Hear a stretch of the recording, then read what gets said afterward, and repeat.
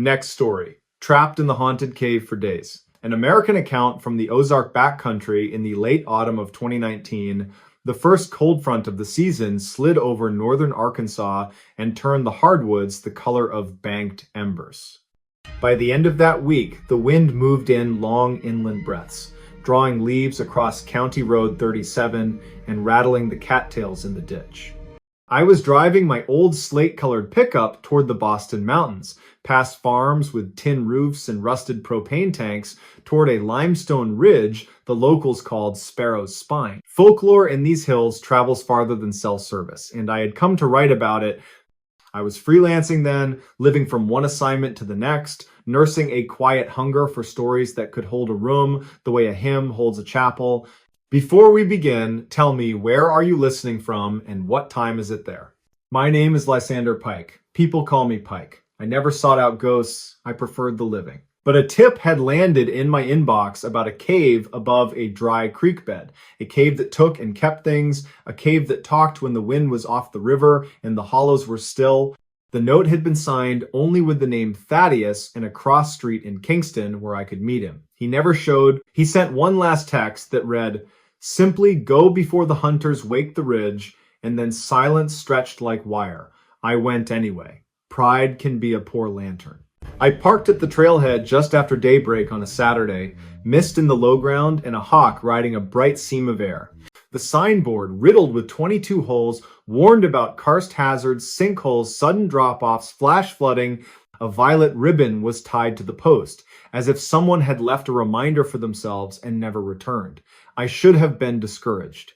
Instead, I shouldered my pack, clipped my headlamp to the strap, and walked until the gravel turned to bare rock, and the bare rock turned to dead leaves that whispered with each step. Sparrow's Spine is a long ridge, honeycombed and hollowed by old water that has long since moved elsewhere. The entrance to the cave did not look like a mouth, so much as an eyelid half closed against the light. I had expected a tourist cave with handrails and a kiosk. What I found was a bruise in the earth, a shadow where no shadow should have lingered. The air at the threshold cooled my sweat in an instant. Beyond it, the world tightened and thinned. The first chamber was low enough that I had to bow, then crawl, and then blessedly stand. Moonbird Cave, the old men at the feed store had called it. No map, no tours, a dry system most of the year, they said, except when it was not. Bring a buddy, they advised. I did not. I had a tripod, a small recorder, a thermos of coffee, a packet of jerky, a notebook, a pen, and the confidence of a man who had been lucky too many times to believe that luck was finite. Inside, sound changed its mind about what it wanted to be. Every step made a small thunder. Every breath carried farther than it needed to. I clicked on my headlamp, then my backup light, and the walls sprang forward, racked and pitted and damp. The floor was a history of water written in ribs of limestone. A faint smell of penny metal threaded the air. I said my name out loud because I once read that if you want to stay anchored underground, you should tell the dark who you are. Lysander Pike, I said, and my voice came back in tatters. Present, I added, because that felt necessary. I moved deeper. Time lost its usual close. There were no sunbeams to cut the hours, only the steady drip from the ceiling and the patient hush of unseen chambers ahead. After what might have been an hour or only a long breath, I found a place where the ceiling rose and the room widened. A tumble of breakdown stones made a rough staircase to a second level. Off to my left, a passage narrowed into a keyhole slit. Wind stroked my cheek there, cold as a hand washed in creek water. The recorder in my pocket vibrated. Without thinking, I pulled it out and pressed record. The red dot bloomed. At first I heard nothing but my own breath and the hiss of the lamp. Then it came, as soft as lint, a voice tucked into the breeze. Not words, not yet, a cadence. A sort of syllabic reaching, as if someone were trying to speak with a mouthful of sleep. The hair along my forearms lifted. I tilted the microphone toward the slit and waited. The wind deepened. Something like a name threaded through the air. Thad, Thad, Thad. I swallowed. Thaddeus, I whispered, and the cave returned one long thaw, like a string being pulled through a ring. If this was a prank, it was exquisite and cruel. If it was geology, it was a coincidence wearing a mask. I told myself I would gather a minute of room tone and go. I told myself I would not wedge my shoulders through that aperture. I went in anyway. The keyhole shaved my jacket and grated my belt buckle. The limestone kissed my ribs.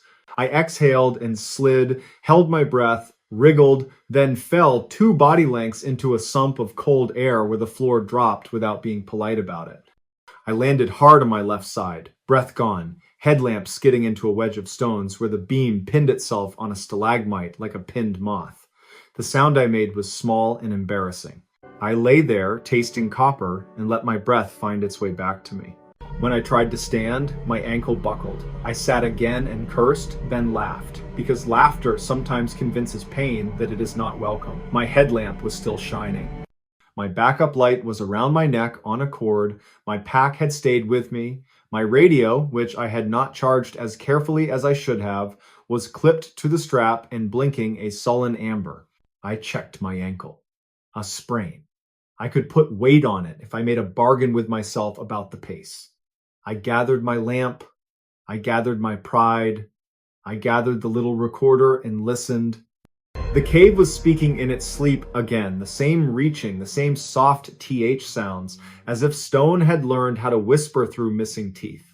I meant to reverse my route, but the fissure I had slid through had become another fissure, then another. The tight throat that had admitted me became a dozen throats wearing the same expression. I tried one, then another, then a third, and came back to the same room where my scuff marks crossed themselves like a bad signature. Heat rose under my jacket. Panic tends to oversalt the soup. I sat on my pack and drank coffee from the thermos. It had gone lukewarm, but it steadied my hands. I told the dark who I was again, not because the dark needed to know, but because I did. Lysander Pike. Present, I said, and I added, not lost yet. My voice cracked on the last word. The recorder caught it. I searched for high ground. Caves are maps that refuse to be folded the same way twice. I tried the keyhole in reverse, found a lip, found another, then found only a pinch that owned my chest and would not let go. I backed out carefully. I was not going to die in a choke if I had a choice. I needed a different route and more light than my headlamps could provide. I took stock. Jerky. A half loaf of cornbread wrapped in wax paper. 2 liters of water. The thermos. A foil blanket. A lighter. A pencil in the notebook. A slim paperback collection of ballads I had brought for company and never intended to open. My phone, now a brick. The radio, which blinked at me like a bored reptile. I turned it on and called my own name as if I were 2 people, static like dry leaves. I thought of Thaddeus and felt a private dread. The way you feel when you know a letter will not arrive because the postman no longer walks that road. Afternoon, by whatever clock lives inside the body, slid toward evening. The cave's air cooled in a way that told me there was a vast volume somewhere nearby, breathing in and out with the changes above. I gathered rocks and spelled help on a flat shelf, not because I believed a person would see it, but because the gesture put my hands to work. Then I did something I never do. I sang a song I learned from a coal miner in eastern Kentucky. My voice was unremarkable, but the cave liked it. It returned the notes one at a time and dressed them in velvet. When I finished, the wind in the keyhole passage released a word that landed clean. Gooseflesh everywhere at once. I whispered thank you without meaning to. The lamp hummed like an insect. I slept for a while with my back against the breakdown pile, the foil blanket loud in the silence. Dreams came in mineral colors. I woke unsure whether seconds or hours had passed. Hunger pressed the edges of my temper. I ate a small square of cornbread and a curl of jerky, then drank a careful mouthful of water. The second day was a braid of trial and error. I marked with pencil every stone I climbed, every ridge I slid along, left arrows on damp surfaces, and dripped coffee to stain the floor where the pencil could not find purchase. The room sprawled into rooms. The keyhole gave way to a trench. The trench stepped down into a vault, where the ceiling was night and my lamps were starlight. In the vault, something waited. Bones rested in a pocket of dust, not arranged, not scattered by predators, but set aside the way a man sets aside his hat before sleep. A tin canteen, pitted and mended with solder, a blackened pipe, A scrap of blue cloth that had once belonged to a shirt and remembered a shoulder. A name scratched in the limestone with a nail or a luckier rock. Thad. The letters were deep, the way a person carves when they do not plan to leave quickly. My throat closed. I touched the T, the H, the A, the D, and found the edges dulled by time. Wind moved and the cloth stirred. The recorder listened. I do not know what I expected to hear. A prayer, a confession, a song. What I heard was a hush, like a tired breath. Then a voice so close to my ear that I flinched and struck my shoulder against stone. Lysander the cave said again, almost kindly. Then, lower, a word that sounded like stay. No, I said out loud, and the word fled in a panic that felt like my own. I do not know if I was speaking to the stone or to the part of myself that began to understand how easy it would be to stay.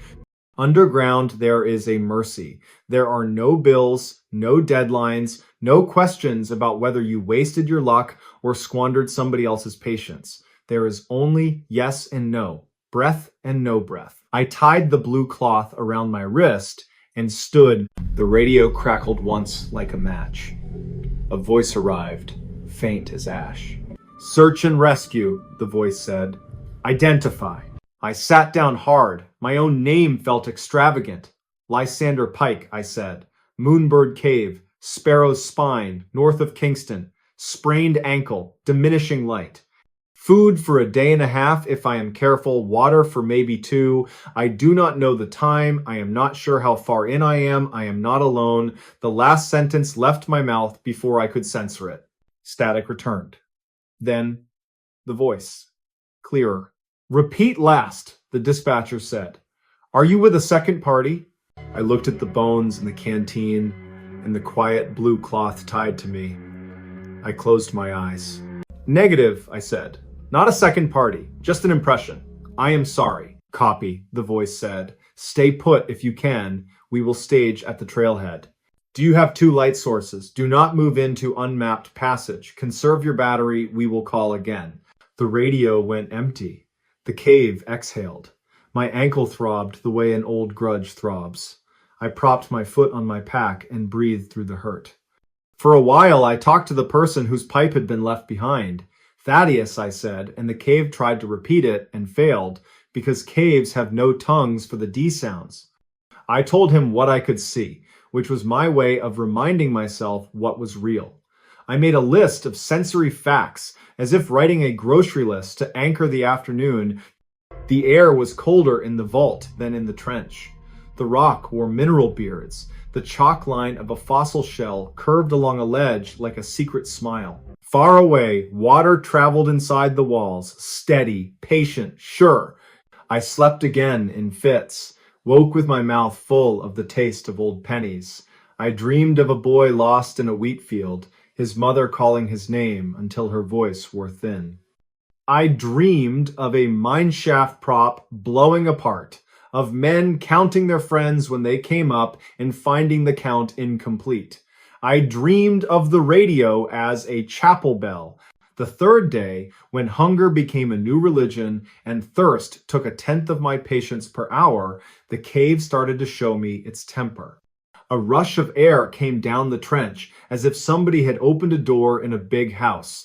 Pebbles skipped. A thin trickle of dust sifted from the ceiling and coated my tongue. I swallowed and tasted the past. My lamps burned old. The backup light grew jumpy as a fevered animal. I rationed both and used them in shifts, listening to my own heartbeat when the dark settled in like a large, soft animal. I thought about the first story I had ever written that mattered, about a tornado that passed over an unincorporated town at 3 a.m. and left a loaf of bread uncut on a kitchen counter where there had been no kitchen. I thought about the preacher who told me you can bless a place by speaking gently to it. I thought about a girl named Ione who once told me that there is a difference between being alone and being solitary. Alone, she said, is a bruise.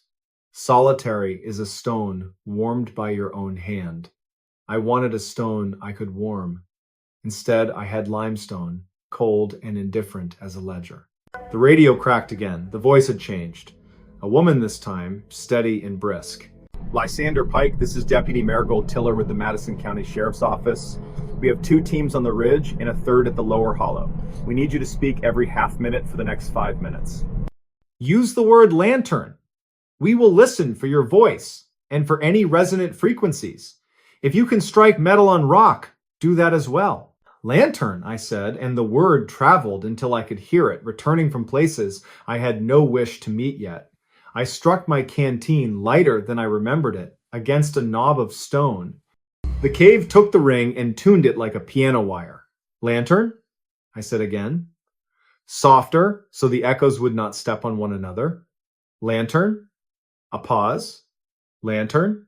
Good, Deputy Tiller said. Again. Lantern. Copy, she said. Hold! I held. Time settled on my shoulders like an unfamiliar coat. I counted my breaths and lost track and started again.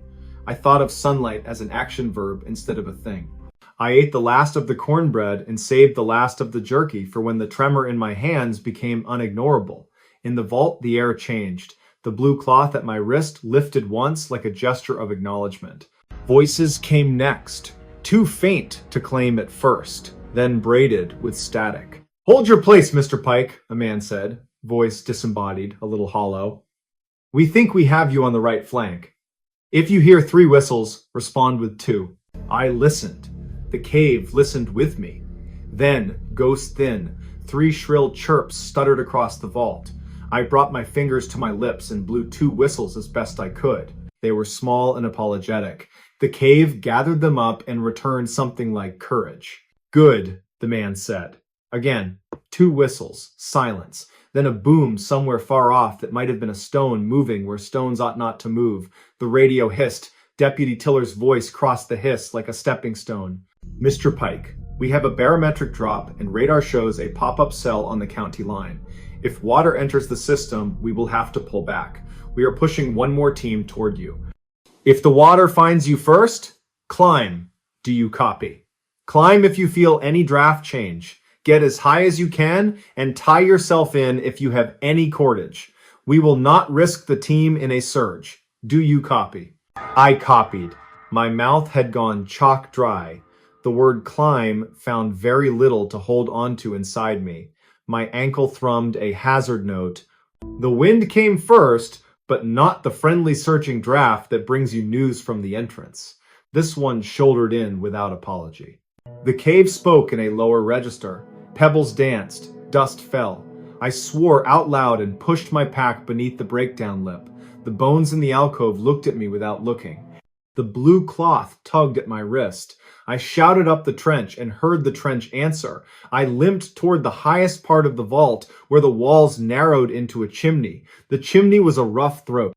A man could braced climb it if he wanted to feel his shoulders grind into history. I wanted that. I shoved my back into one side and my boots into the other and made my way up like an awkward beetle. Halfway up, the water arrived. It was not a roar at first. It was a sound like a classroom of children whispering, then like prairie wind in a fence, then like a sudden 1,000 hands clapping once.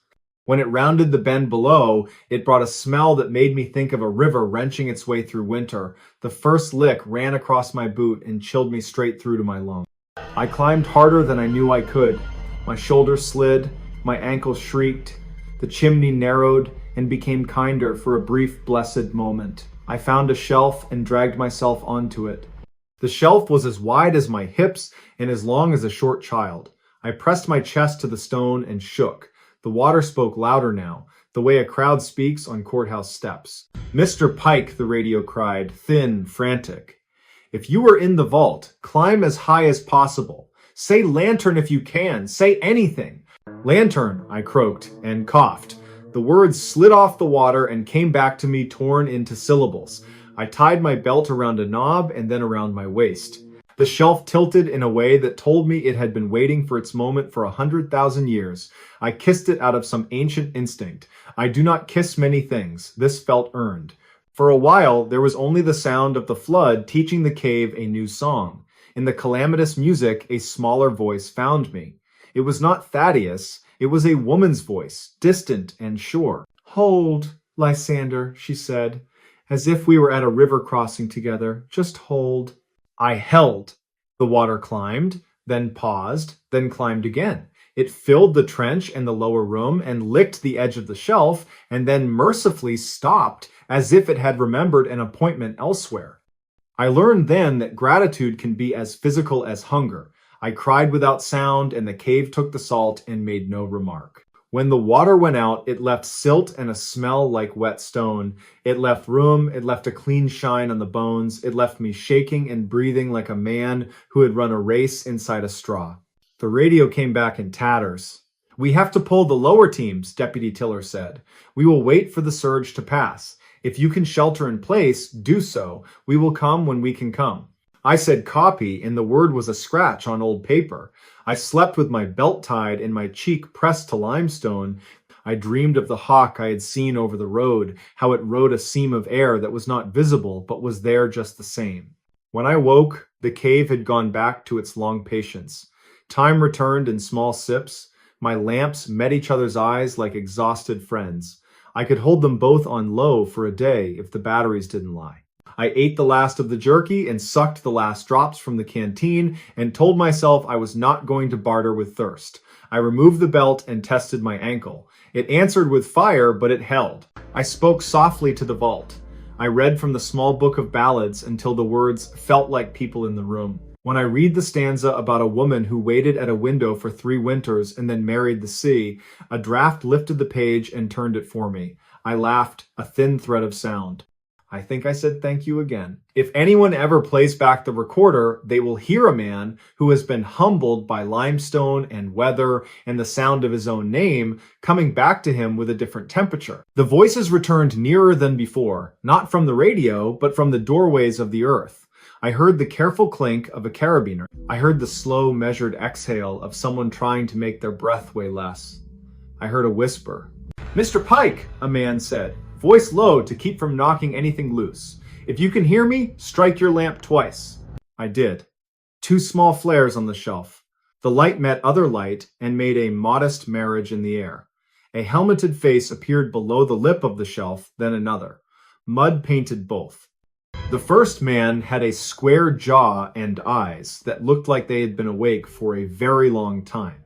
"Name's Cormac," he said. "This is Ione. We've got you." I made a sound that could have been any child's first word. I scooted forward on my hip bones. The shelf complained in a voice at the edge of hearing. Cormac reached up, clipped a loop to my belt, and set his feet in a stance that said he had carried other people out of other places, and none of them had been light. Ione steadied my headlamp with one hand and set the other on my shoulder. Her touch was specific and respectful, the way a person touches a door that is not theirs. "We're going to lower you a hair to get your legs under," she said, "because people who do this work learn to narrate as a form of mercy. Then, we're going to bring you up to this higher bench and get a harness under you proper, you with us."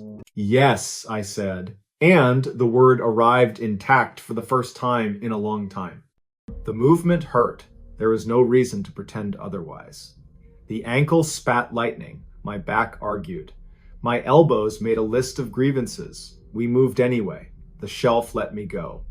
The chimney accepted me. The bench caught me like an ant who has been waiting at the edge of a dance floor. I sat, shaking in a way that embarrassed me, and Ione buckled me into a harness that looked like a miracle built out of webbing and confidence. The route out was not the route in. That is true of so many things. We rose through the chimney, one slow foot at a time, the 3 of us breathing like a small choir. In the trench, the silt made our boots whisper. In the high room, our lights braided and unbraided, and the cave returned a little of our warmth. Once, at a turn, Cormac paused and cocked his head. "Hear that," he said. I heard it too. Not voices, not water. A long, familiar quiet that meant the world above was ready to accept us again. I cried again, because daylight had become something like a person I missed, and the idea of being introduced to them filled me with a relief that made me generous toward everything, even toward my own mistakes. At the last squeeze, we found the keyhole, the one that had admitted me casually and then refused to admit me again. It had changed its posture with the surge, or perhaps I had... Cormac went first. with that square patience. He turned and reached for me. Exhale, he said, calm as weather. All the way. Let the ribcage be an accordion. You are an accordion, friend. Good. Now, slide. Good. I slid. The rock took attacks in skin and pride. I approved the commission. On the other side, the air moved with a rhythm I recognized from every porch I have ever sat on. Ione came last, bringing the end of the rope and the certainty that had kept us all from doing anything foolish. Then we were in the entry chamber, which had become a cathedral since last I saw it. The light pouring through the eyelid of an opening felt like a person's hand on my cheek. I reached for it without meaning to. Someone laughed softly in the way you laugh in churches when joy and relief forget they are supposed to be quiet. Outside, the sky had the exact blue of enamelware, the trees had kept their fire. Deputy Marigold Tiller stood by the signboard with the ribbon in the bullet holes, her radio at her shoulder and 2 cups of something steaming in her hands. When she saw me, she did not lift the cups. She did something better. She nodded once, the way people do when a story has resolved, and when I reached her, she put one of the cups in my hand without ceremony. You had us worried, Mr. Pike, she said. 3 days is not nothing. The Ridge is greedy this year. I said I was sorry, though I am not sure what I meant by that. Sorry that I went alone. Sorry that I underestimated Limestone. Sorry that Thaddeus had not been the first person they let out. She saw the cloth tied around my wrist. He's been missing since the summer of 2014, she said. Folks have guesses. We do not say them out loud. I touched the knot. I found his name in there, I said. And a pipe. And a canteen. She nodded as if we were talking about rain barrels and fence posts, because acknowledgement is not the same as drama. We will go back when the water is done being a fool, she said. We will bring him what we can. You drink that. Then we will look at that ankle. I drank. It was not coffee. It was broth that tasted like somebody's grandmother had stood at a stove and decided I would need forgiving. Heat came back to my hands. Birds had remembered their jobs. A truck door slammed. Somebody laughed in a way that balanced how close we had all been to not laughing at all. I stood shakily and the world let me. I asked one question, though I understood already that the answer might not help. Do you ever hear things in there? I said. In your radio, in your own head, names, instructions, requests. Deputy Tiller looked at the cave, then at me. We hear what we need to hear to do our work, she said, and we try to leave the rest where it belongs. Some places make echoes that keep a shape for a very long time. That is not a haunting. That is the land reminding itself who it has been. The wind moved along Sparrow's spine and made a sound like a long breath through teeth. Somewhere high up a hawk held the sky in its hands. I untied the cloth from my wrist and gave it to Marigold Tiller. She tucked it into her pocket as if it were a note from a child. Cormac and Ione loaded me into the back of a county truck that smelled like rope and leather and coffee. As we rattled down the road, past the cattails, past the farms with their tin roofs and the rusted propane tanks, past a mailbox painted with sunflowers, I watched the ridge recede in the side mirror. It looked like a sleeping animal. It looked like a hymn unwritten. It looked like a mouth closed at last. In the days that followed, I listened to the recorder. I expected a chorus of strangenesses. I found only the things I had said and the things the rescue team had said and the music of water rehearsing its argument. But there was one place early on where the air sounded almost like a voice trying on a name. Whether it was the cave or my fear does not bear deciding. The living need their myths and the land needs its privacy. My ankle healed with a limp that grew smaller until it joined the list of aches a body accepts. I sent the story to my editor, and he sent me a note that said, only this one feels true. I wrote back and told him that truth sometimes wears someone else's coat for a while, and that I was trying to be patient with how slowly it takes the coat off. In late winter, when the maples were making small red fists, Deputy Tiller called me from the county line. They had gone back in. They found the pipe and the canteen and the letters on the wall. They found what they could, and the family had a place to stand and say a man's name into the air. She did not say the word closure. She did not need to. Some endings arrived, like doors shutting softly in a house you once lived in. I drove back to Sparrow's Spine with flowers that would not mind the cold, and left them at the entrance where the light keeps its promises. I spoke a blessing in a voice that still remembered how to be small. Then I turned away and walked the road back to my truck, each step louder in the open air, each breath a little less borrowed, the ridge behind me humming the last line of a song the way hills do when they decide a story has earned its quiet. Next stories. Kidnapped girl outsmarts serial killer to survive. Bitter Creek Road, Wyoming. How Leora Penn outsmarted a serial killer and lived. The night began with a wind that came down from the high country like a warning, dry and restless, tumbling sage and dust across a two-lane ribbon of asphalt called Bitter Creek Road. It was Thursday, September the 12th, 2019, a little past 9 in the evening, when Leora Penn turned off the interstate and toward the quiet lights of a town that wore its name like a shrug. Red Butte, Wyoming. She was driving a sun-faded sedan that coughed whenever the grade rose. Her hands on the wheel were steady, even as the sky grumbled, even as the radio lost its station to static and distance. Leora had been on the road since sunrise, crossing the spine of the West with a suitcase and a ham sandwich and the kind of determination that makes you look older from far away and younger once you're close enough to hear her laugh. She was heading for her aunt's place in Idaho Falls, a temporary landing pad, a new beginning. She kept the window cracked to smell the night and to keep herself awake.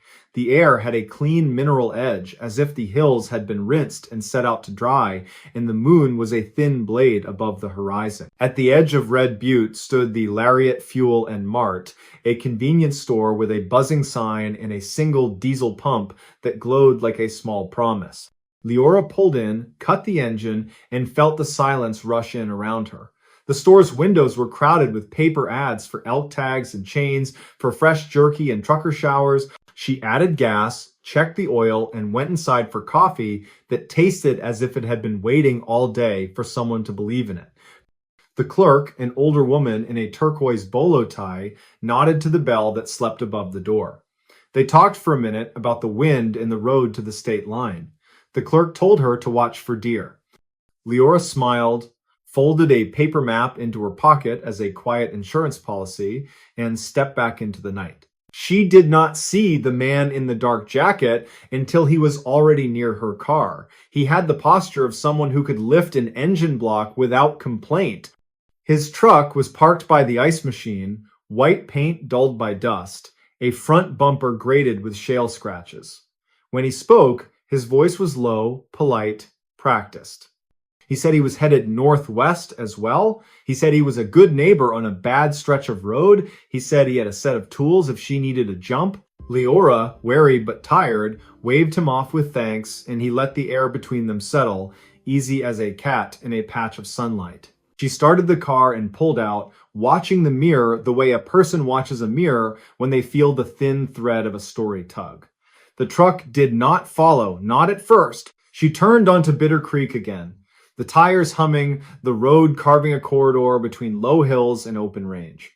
She passed 2 mailboxes with flag arms raised like silent salutes. She passed a cattle guard that rang under the tires like a bell, and that was when she saw the shape behind her. 2 headlights, low and wide. The truck kept its distance for a mile, then closed to the length of a field, then eased off again. Leora's heart did not race, it simply shifted gears, alert and deliberate. She tipped the mirror to kill the glare, kept her speed even, and fetched a thought from a memory of a safety lecture in health class. If you suspect you're being followed, do not go home. Go somewhere bright, somewhere public. Tonight, somewhere bright was out in the hills, with the stars boxed away behind the clouds. Public was the next town, which the map suggested was another long, dark half-hour ahead. The truck flashed its brights twice. Leora's first impulse was to check her trunk and doors, in her mind to imagine what could possibly be wrong.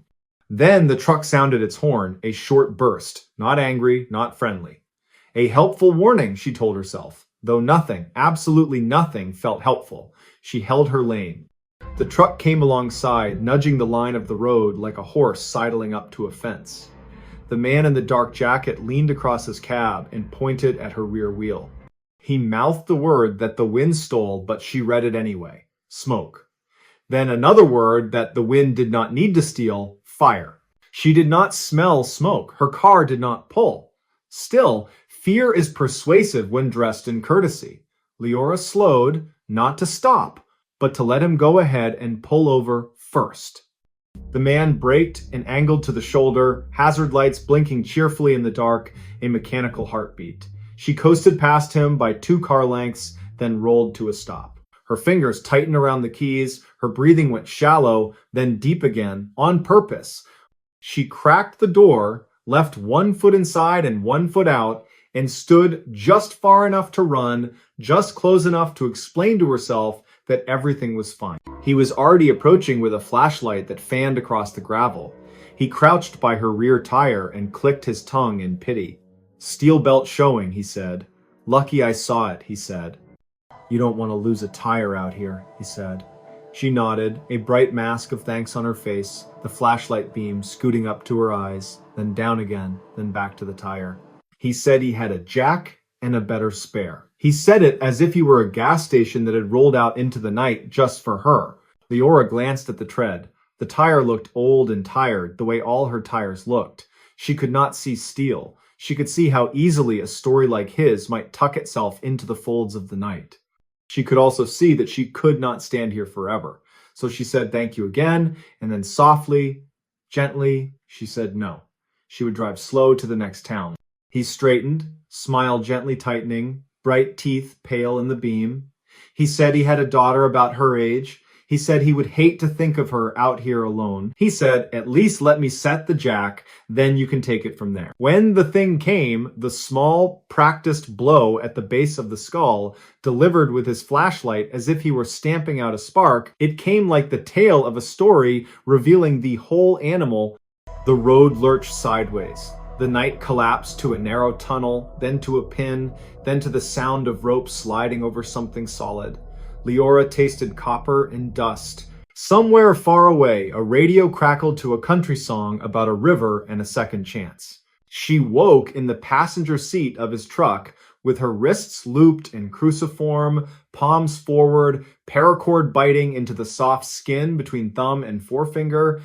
The truck's cab smelled of pine, cheap air freshener swinging from the rear view like a tiny tree in a silent forest. The man in the dark jacket had removed it from the mirror and placed it by the vent. The scent was no longer a disguise, it was his signature. He drove with both hands at 10 and 2, like a teacher. He capalled the place Don Don. His jaw was still like a photograph. The dash held a police scanner and a short stack of folded maps, each annotated with lines and circles in a careful hand. Fear arrived to sit beside Leora, then realized there was no room in the cab. She slid her fingers in the cord, found the place where the knot tucked under itself, the way a snake hides its head. She did not pull, she did not fight, she took an inventory instead of him, of the truck, of everything he had chosen to show her, the brand of the paracord, the calluses that made his hands look like they wore thin gloves, the boots with a bar of red clay crusted above the heel, the scar under his ear like a crooked quotation mark. The label on the thermos by his thigh flaked to letters that suggested an older life in the oil fields. The scanner held on a frequency that burbled now and then with the clipped calm of dispatch. He said his name was Harlan. He said it the way a person names a dog at the shelter, testing how the syllables feel on the tongue. Harlan, who had lived his whole life under the same sky, who knew these roads as if he had stitched them. Leora asked where they were going, her voice careful, breath threaded with a tremor that was half performance and half truth. He said it wasn't far, a place where the wind couldn't get to them. A place with coffee. A place with answers. She looked through the windshield at the great black lake of the night, at the wind pushing low and hard, at the curve of the earth revealed by the sweep of his high beams. She said she had asthma, soft as a confession, and could he crack a window? He nodded, generous, and the window came down 1.5 inches, enough to cut the scent of pine, enough to let the air in, enough to think. Harlan kept the scanner low, but he kept it on. A habit, an affliction. She listened as if the radio were a world where her name might be spoken. It was full of other names instead, mile markers and county roads, the voice of a deputy in Sweetwater County reporting a stray cow, the cough of a dispatcher making a note of a broken stoplight in town.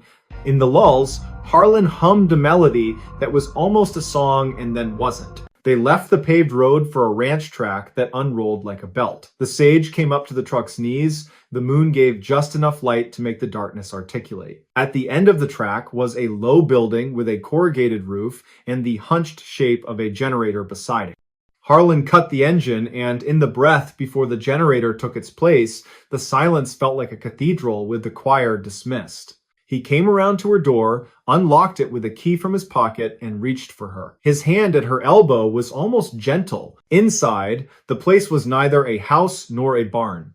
It was a workshop that had lost track of its purpose, a room with a concrete floor and a table scarred by heat and blade. There was a shelf of chemicals, labeled and orderly, next to an old radio that might once have belonged to a high school gym. There was a tripod with a camera mount, but no camera.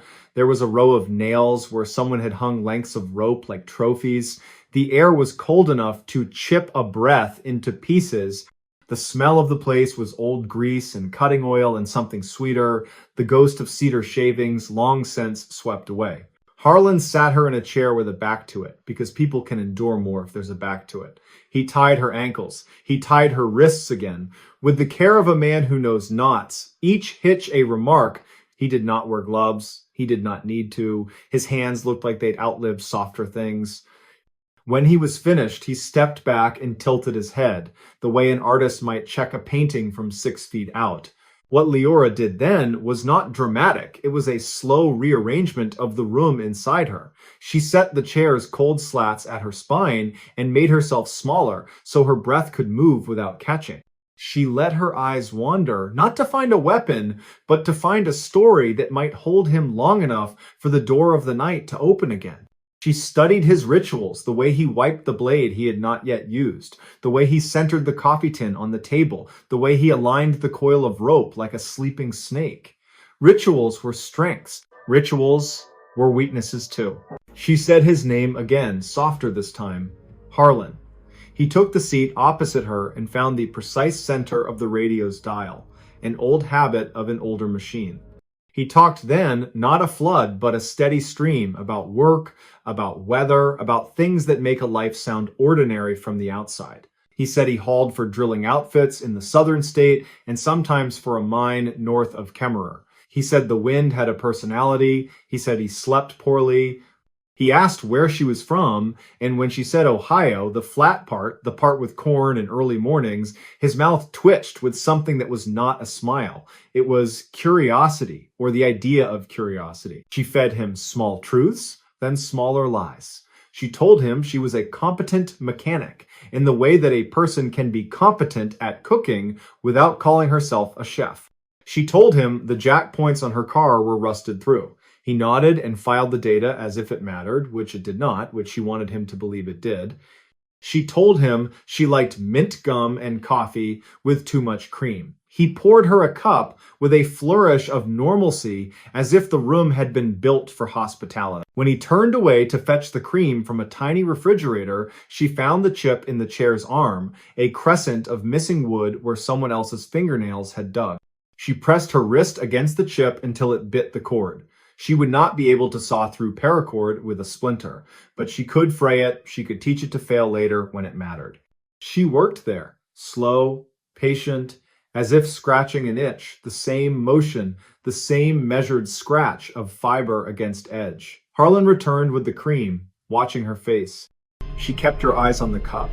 She took a sip that burned her tongue and held on to the burn. It made her breath sound the way fear already made it sound. She asked him if he had a daughter. He did not answer right away. The pause was a small country. When he spoke, his voice was flatter. He said he used to have a sister. He said she ran off when he was young. He said there were people you could not help. He did not look at her hands. He did not need to. He believed the ropes were perfect because he had made them. There are times when survival looks like flattery and feels like surrender, though it is neither. Leora let a certain softness into her voice, a certain tremble into her hands that might have been cold, might have been fear, might have been both, and was also strategy. She asked about the camera mount. He said it was for measuring. Measuring what? Just measuring. She let the subject slide. She asked about the maps in his truck. He said he liked to know where he was going. He said it as a man who never asked directions says it, derisive toward the world that thinks it can hide. She told him a story about her father teaching her to navigate by landmarks. That line of cottonwoods means a creek. A line of cottonwoods in a dry country means more than water. It means a way out. She told him how her father would tap the dashboard once, lightly, when the road changed. Harlan's expression shifted something complicated, like a shadow moving behind a shade. Then he told her about a place at the end of the county where the cliffs made a horseshoe and the echoes returned what you said in a different voice. He called it the bowl. When he said it, he gave her the gift of a capital letter. The bowl. A place in the world she could point to on a map, even if the map did not have it marked. At some point during a story about a blizzard no one else remembered, or during the quiet afterward, the generator hiccuped and the lights fell to a warmer glow. Harlan rose to check the fuel. He took the keys from his pocket and set them on the table, a small metal punctuation mark. When he bent to the generator, his back to her, Leora breathed once, twice, then scraped again at the cord. A thread gave. Not enough to matter yet, but enough to promise it might. When Harlan came back, he seemed thinner around the eyes, as if fatigue had found him. He took the rope from the nail, weighed it in his hand like a promise that would be kept. He nodded length to length, humming the almost song, and then he set it on the table again. His ritual obeyed. With a careful hand, he moved the coffee tin an inch to the left. Then he asked her to tell him about the road where she had stopped, who she had seen, what they had said. She answered with the truth about the clerk in the bolo tie and the lie about a couple in a red pickup who had asked to borrow jumper cables. She described the red truck in detail, faded bedside, missing tailgate badge, a decal of a fisherman on the back window, then let the details sink its hook.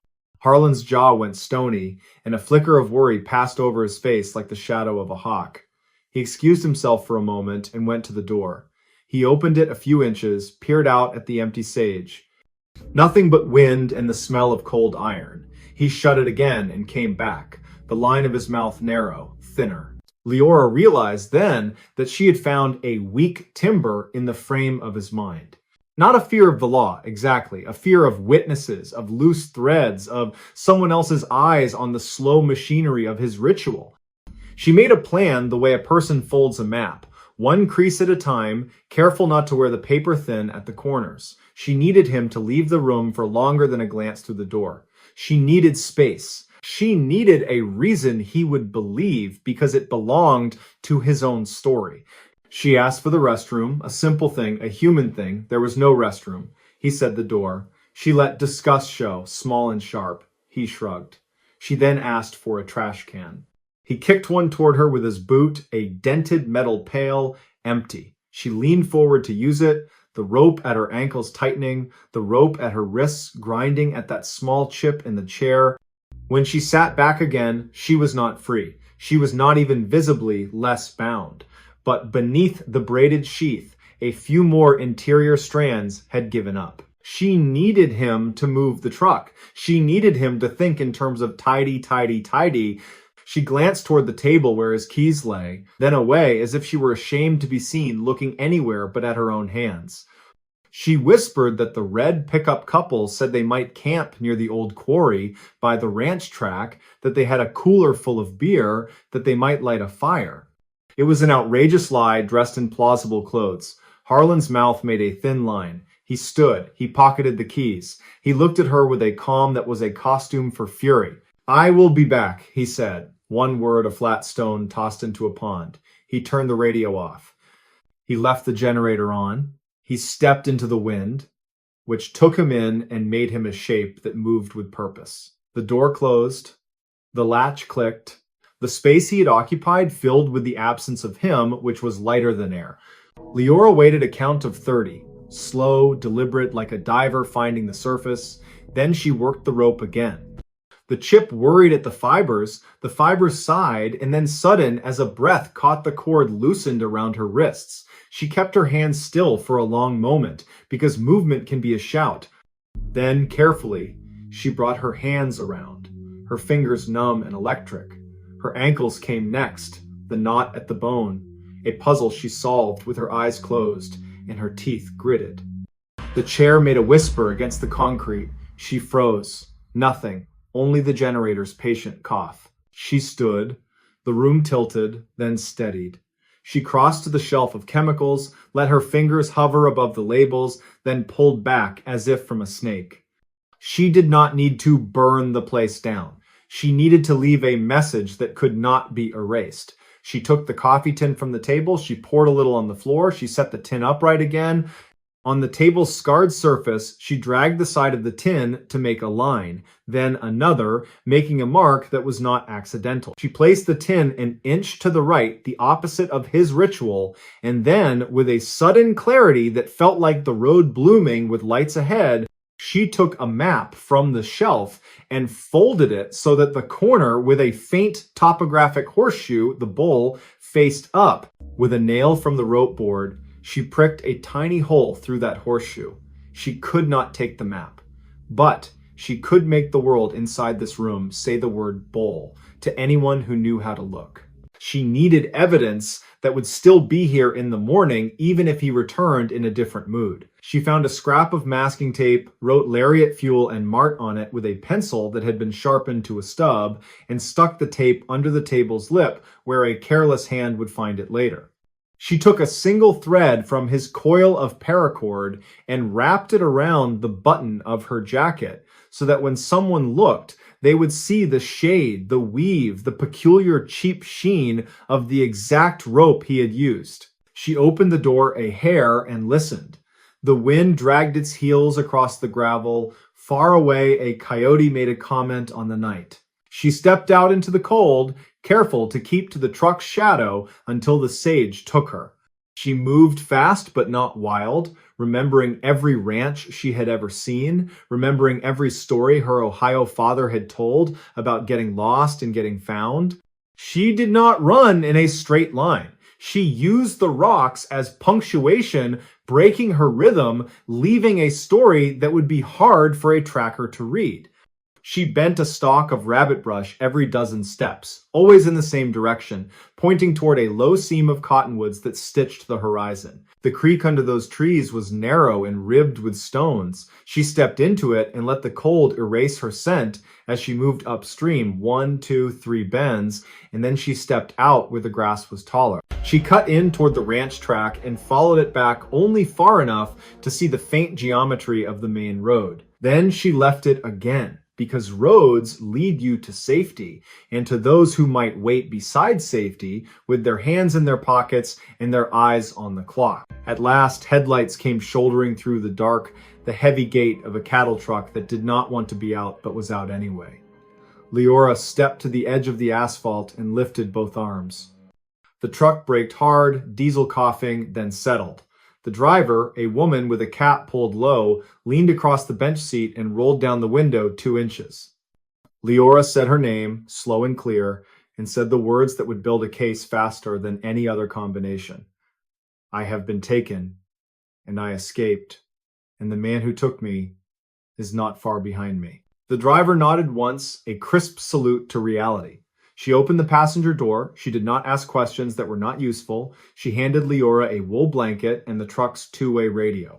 Leora called for help, voice steady, the words measured like a carpenter's work.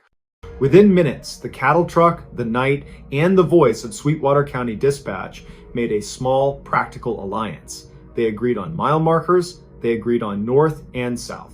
They agreed on Leora's name. The dispatcher's tone carried a strand of relief like a string across a canyon.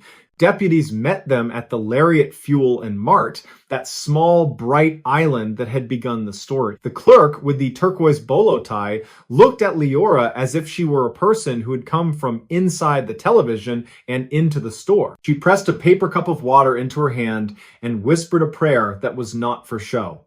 Leora gave a statement as fully as she could without breaking into the kind of shaking you cannot talk through. She described the truck, the pine scent, the scanner, the scar under the ear, the maps, the bowl. She described the rope with a detail that made one deputy look toward the window and blink hard. And then, when the officers had drawn a rough sketch of the ranch track from the shape of her words, they drove out to the workshop. The cold had polished the night. The generator still idled. The coffee tin sat an inch to the right of where it had rested before. The map, pricked through at the horseshoe, lay folded open. The masking tape under the table lip clung like a quiet witness. The rope on the nail had been disturbed, a length cut. Harlan was gone. The hunt did not last a lifetime. It lasted hours, then a day, then another long night that stitched its way into a morning. The Federal Bureau of Investigation arrived before noon, two agents with practical shoes and faces that had learned to keep their edges soft when they were with the living and hard when they were chasing the dead. They asked Leora to talk them through the room again. She did. They asked her to walk them through the drive in her mind. She did, using landmarks and wind and the way he had downshifted on the grade. A highway patrol trooper traced her directions with a finger on a map, and when his finger rested in the white space between two named places, he said quietly that the locals called that hollow the bowl.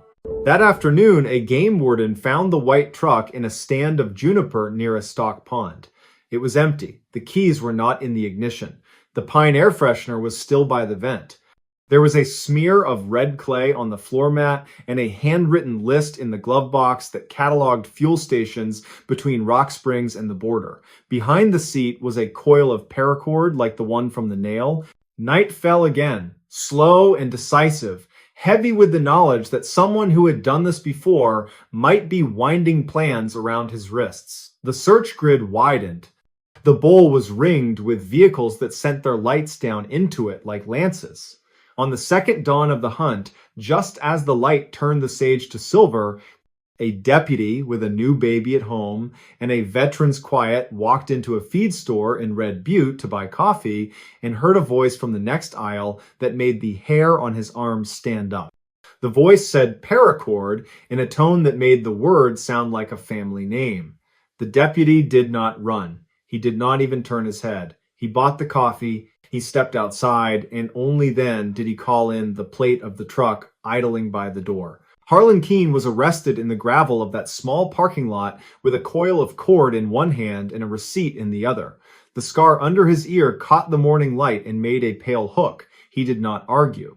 He did not offer any of the ordinary justifications men like him sometimes carry like pocket change. He looked past the deputies at the sky as if the weather could help him. The charges multiplied as the days went on, as the workshop gave up more of its stingy secrets, as other counties called to say the word bowl in voices that were equal parts grief and relief. Leora learned in the careful language of a case officer who had taught herself to deliver terrible news without breaking that the rope, the camera mount, the maps each had cousins in other places in other years.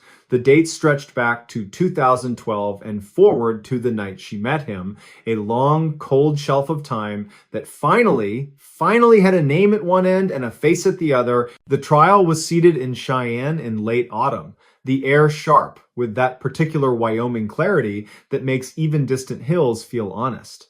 The courtroom was spare. The benches were hard enough to be taken seriously. Leora took the stand on a Tuesday just after lunch when the room was heavy with quiet. She told the story like a carpenter building a table, planed, measured, each joint square. She did not embellish. She did not need to. She spoke about the wind, the lariat fuel in Mart, the two flashes of headlights, the sudden blackout, the pine scent, the paracord, the generator, the coffee tin, the map with the pricked horseshoe. She spoke Harlan's name, once, without letting anger take the front of her voice. The jurors held pens, but did not use them much.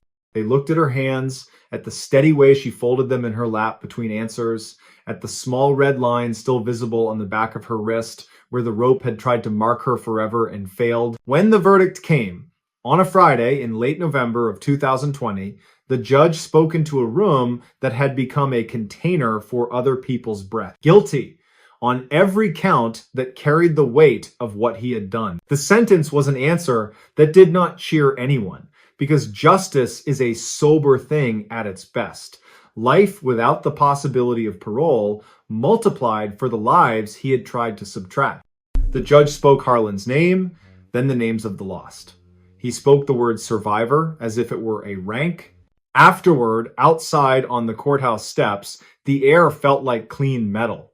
Reporters asked questions in the soft, practiced hurry of people who will be somewhere else by morning. Leora did not stay to give them perfect quotes. She moved through the cluster toward the edge of the crowd, where her aunt stood with a coat in her arms and a thermos of tea that steamed like a small kind word. A deputy touched the brim of his hat as she passed. The agent with the practical shoes smiled with her eyes and said that the map with the pricked horseshoe had been a miracle of small thinking, the kind that saves lives. Leora said thank you, and her voice carried a faint, raw echo like speech after a long illness. She did not return to Ohio right away. She stayed that winter in a rented room with a view of the river ice and learned the shape of a day that did not lean toward fear. She learned how to sleep again, then how to sleep without waking into a sprint. She traveled once to a town in Montana to meet a family whose loss had sat unsolved on their kitchen table for years, a cold place where hope could not quite reach. She told them everything she knew about the room with the generator, about the rope, about the map, about the quiet that comes before a person speaks and decides who she will be. She did not say the killer's name there. She said the name of their daughter instead and let it be the last word in that house for a while. Spring came like a rumor and then like a fact. The river filled and carried away the brittle plates of ice like old ideas. Leora got work at a library where the shelves made orderly promises and people spoke in low registers that never cut. She helped children find books about oceans and foxes and bridges, and she let herself be a person who could laugh at something silly without scanning the room for exits. On Wednesday evenings, she went to a church hall where a support group met, and she learned to say the word fear without letting it be the only word. On Saturdays, she ran along the levee road with the wind in her face, a simple, electric gratitude running in her with each step. One afternoon in June of 2021, a high school teacher asked if she would speak to a group of seniors about safety on the road and the art of staying alive. Leora said yes, not because she wanted to rehearse the worst hour of her life, but because she had learned that meaning is a kind of shelter. She stood in the gym where the air smelled of floor polish and rubber soles and told them about the map, about the chip in the chair, about the way you make a plan in pieces. She told them about rituals and how they can be broken. She told them that kindness is beautiful and also sometimes a costume, so you must listen for the small wrong note. She told them to tell the truth loudly when the truth can save them. When she finished, the gym was quiet in that good way that follows a prayer, even when the word prayer never appears. A girl in the second row lifted her hand and, voice trembling, asked how Leora had found the courage to pretend to be more afraid than she was. Leora smiled, a small, tired smile, and said that she had not pretended. She had simply knelt down beside her fear and asked it to work with her instead of against her. The girl nodded as if someone had explained gravity. On an evening that summer, when the light stretched itself thin over the fields, Leora drove out to the place where Bitter Creek Road met the interstate. She parked by the fence line and walked along the gravel, touching the heads of the weeds as if they were names in a book. The wind bore the sweet smell of hay. The horizon pretended to be endless, the way horizons do. She stood there a long time, quiet, and let the road become a place again instead of a sentence. Years later, September the 12th of 2024, she marked the date by making coffee strong and sweet and sitting on her porch steps to watch the town assume its day. She whispered a small vow into the air: to live, to write down the names of those who could not, to answer the phone when another woman needed to be told that her fear was not foolish, that her planning was not paranoia, that her voice was a tool and not a luxury. She kept that vow the way a person keeps a garden with attention and mud and patience. She kept it in small ways that seemed invisible to the people walking by, and in larger ways that left lines on her palms like rope, but without pain. As for Harlan, he lived out his days in a place with high fences and strict schedules, where the sky was something you looked at through rectangles. He wrote a letter once addressed to no one in particular, and it did not leave the facility. He learned to be quiet in a way that served no one, not even himself. In a ledger at the Department of Corrections, his name sits between other names. It does not move. There is a plaque now at the Lariat Fuel and Mart, small and unshowy, mounted near the door where the bell still rests like a patient bird. It reads, "The way Wyoming writes things when it must. Brief, factual, decent." It says that on a September night, a young woman found a way to turn a room full of fear into a map of hope. It says that people helped and that help arrived, and that a road can be a road again. Next stories.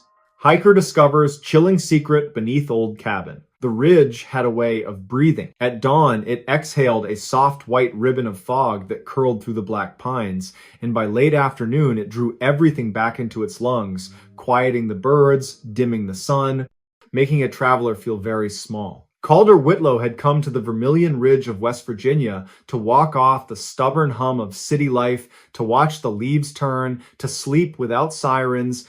He had driven in from Richmond the night before, arriving so late the gravel road looked like a spilled jar of ink. By the time he reached Pine Warden County's lone trailhead, the ranger shack was locked, and the corkboard map behind the glass shone like a dusty moon under his headlamp. He started late the next morning, in air that smelled of wet bark and iron.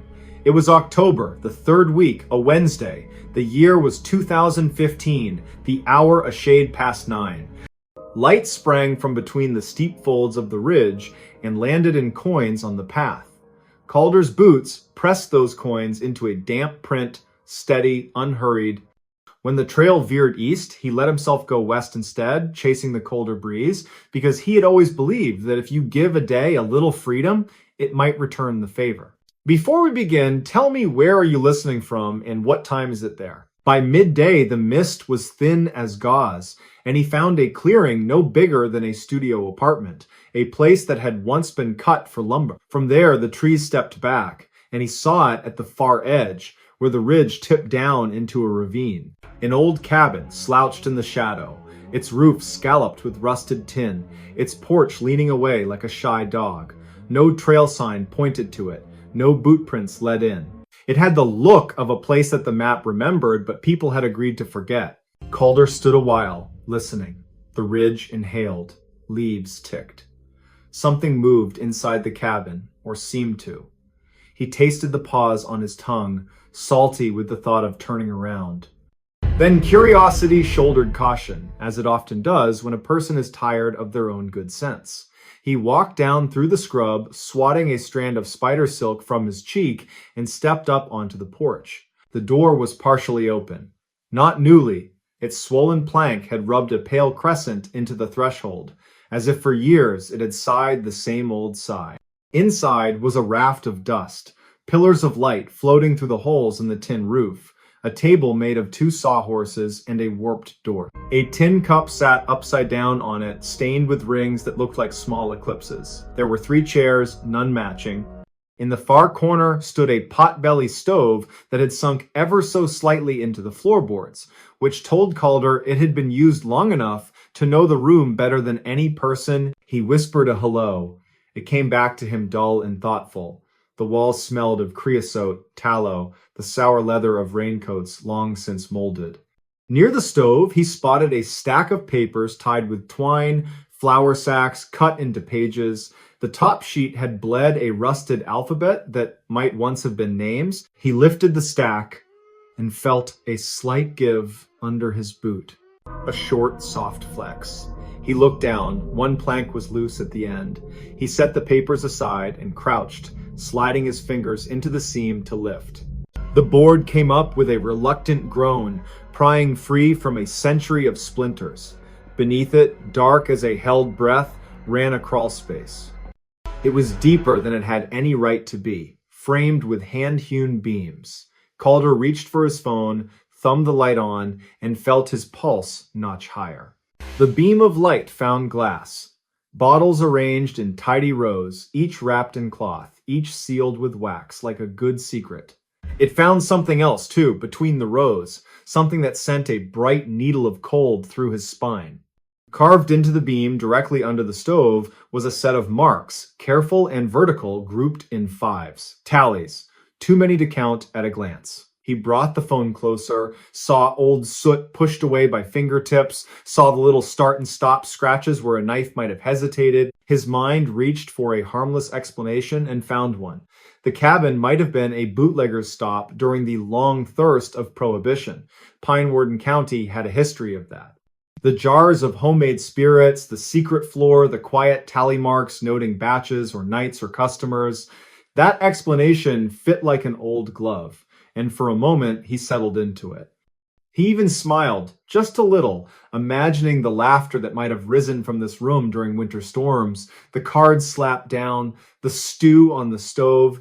Then he noticed the wall on the far side of the crawl space. Not the cabin wall, a wall below the cabin laid in stone and mortar. The kind you would not bother with unless you wanted something to last. It angled inward, forming a short passage or a shaft. His phone light drank it in. The air rising from it was colder than the room by a stubborn degree, and it brought with it a smell that was not from any winter stew. It was a riverbed smell, a limestone bruise, and threaded through it was a faint metallic note like a nicked finger. He should have left. Every part of him knew it. Yet he had already taken the lid off the day. He eased his shoulders through the square in the floor and dropped onto his knees below, the dust taking the weight with a complaining puff. He kept one hand on the loose board so he could pull it back over him if he changed his mind. The bottles did not rattle, the house did not mind. He crawled forward. The shaft was only a few feet long, and at the end he found a door no taller than his chest and barely wide enough for a person. It had no knob. Instead, there was a ring set into the center, black with age, cold as if it had never once been warmed by daylight. He placed his fingers through the ring and pulled. The door was not heavy. It moved as if it had been waiting to be moved. The smell walked out and around him, and his light went beyond it and found a small room that had been hewn straight into the rock. Along its walls were more shelves, more jars, but these were not filled with liquor. Tucked among them were things that never belonged in jars. A lock of hair tied with twine, a strand of worry beads, a child's marble, green as rainwater, a brooch in the shape of a swallow, bones arranged with undue care. Not many. Enough. He did not breathe for a count of 3. Then he did. Shallow, because there is a stubborn part in most of us that needs to know what we are standing inside of. In the center of the small room sat a crate. On it lay a ledger wrapped in oilcloth, the corners soft from thumbs, the leather dark with time. He lifted it, hand shaking just enough that he noticed it. The cloth stuck and then came away with a sigh. The first page carried a date, October the 22nd, 1927, written in a careful hand that carved each number into words. A name sat beneath it, Ephraim Toller.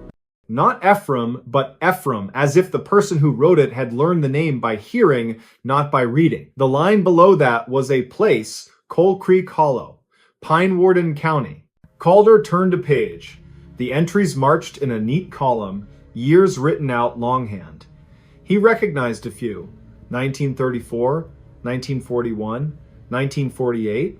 Names written after the dates, places, often a single detail. Blue coat, yellow shawl, stutter, buckteeth, drifter, wanderer. The hand changed after a while. The letters grew tighter, then shaky, then careful again. He did not want to know what the tally marks under the stove were counting, but the ledger very calmly told him anyway. Each date had a mark beside it, sometimes 2, sometimes 5, as if one person had watched, or more than one had kept watch in turn. A sound rose above him. The wind had found a seam in the cabin and slid a thin note through it. Calder flinched and closed the book. He should leave the ledger, climb back up, replace the board, walk away with his small life intact. He almost did. Then he saw the last page in the way it had been folded over. He told himself it would be one more glance. and then he would go. The last entry had a date that made his stomach stiffen. October the 20th, 2015, 5 days ago. The name below the date was not a stranger's. It was Blythe Keating. Archivist, Pine Warden Historical Society. A detail followed, asked too many careful questions. Beneath that, in the same hand, another line, scratched more raggedly, as if written in a hurry. Bring her at dusk. Use the road behind the quarry. He closed the ledger slowly, as if fast movements might wake something. The little room did not change. The shelves did not blink. Yet a pressure crept into the air as if the ridge had stopped breathing for a long time and had not yet decided to start again. Calder slid backward, out of the room, along the short shaft, into the crawl space, and up through the square. He set the board back into place. He set the ledger on the table as if by placing it where light could touch it, he could make it less real. When he stepped onto the porch, the day looked a shade paler, and between the trees he caught sight of the slim thread of the quarry road, a line he had noticed from the clearing and not remarked upon. He pulled his phone from his pocket and checked for a signal. A single bar blinked reluctantly. He tapped the number for the sheriff's office posted on the trailhead map and waited, his breath shallow, the porch boards sounding his heartbeat back to him. The call connected, slurred, snapped, then held like a fraying rope. A woman answered with the calm of someone who had said hello to every kind of trouble. He gave his name. He told her what he had found, leaving out only the tremor he could not steady. Her voice tightened by a degree that told him she believed him, or at least believed enough to drive.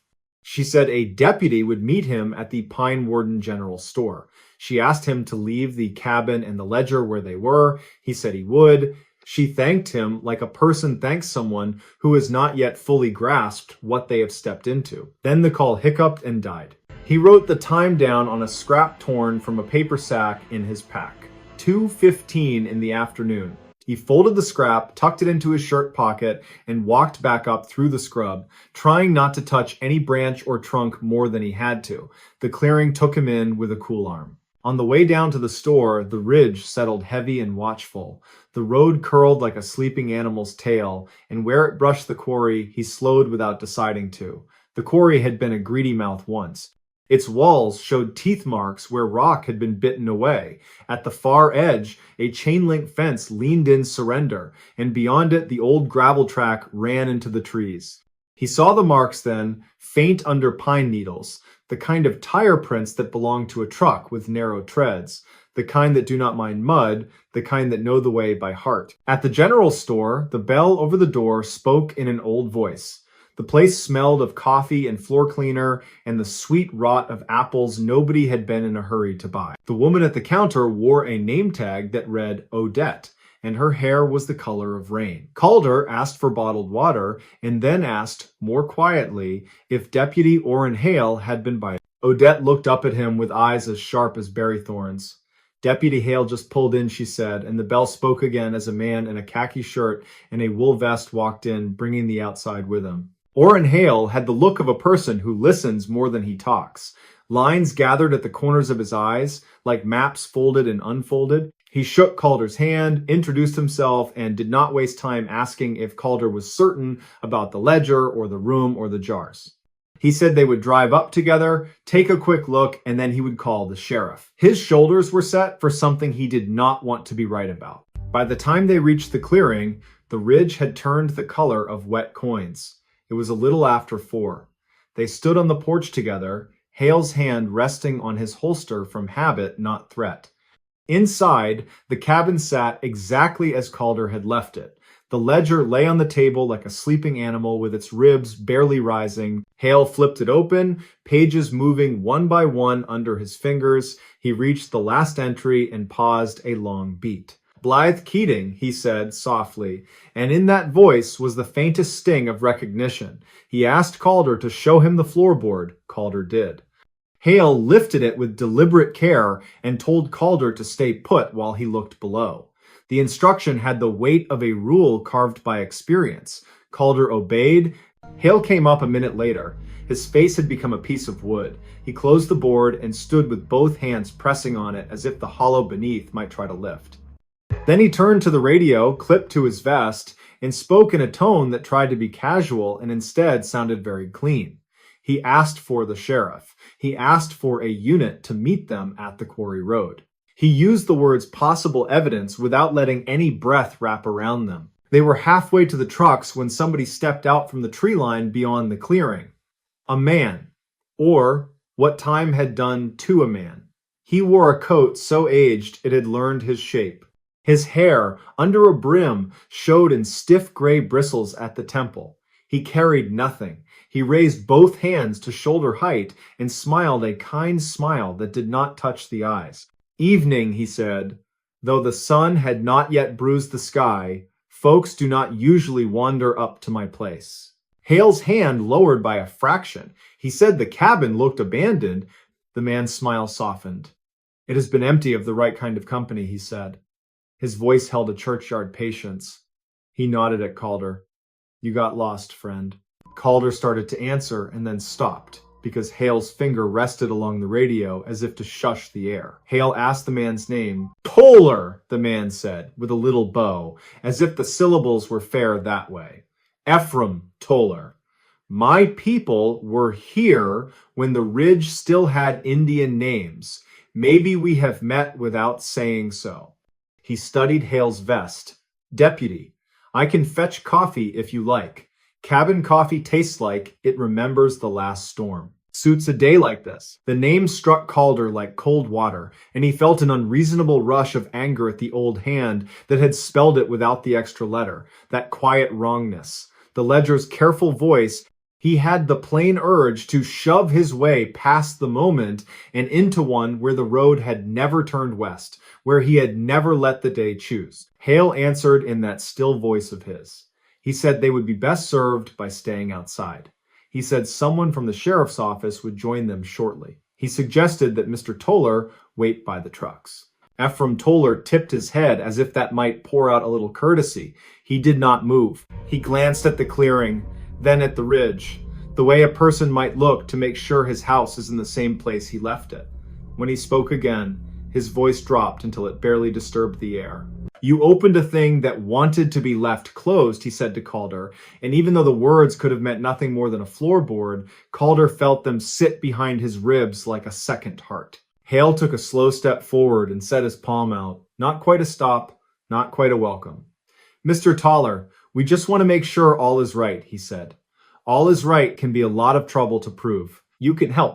The ridge drew a long breath. Ephraim's eyes flicked to the porch, to the door, to the dark seam under the tin roof. He smiled, small and genuine, the way a person might smile when trying to be brave about a memory. Then he did something plain and strange. He turned his hands over, palms up, to show that there was nothing in them, and he said a name. Blythe. It was a whisper, but it landed with a thud. Hale's posture changed by a degree too small for words. Ephraim went on, as if explaining something he had never once said out loud. She came here to ask about old things. She had an ear for what was missing.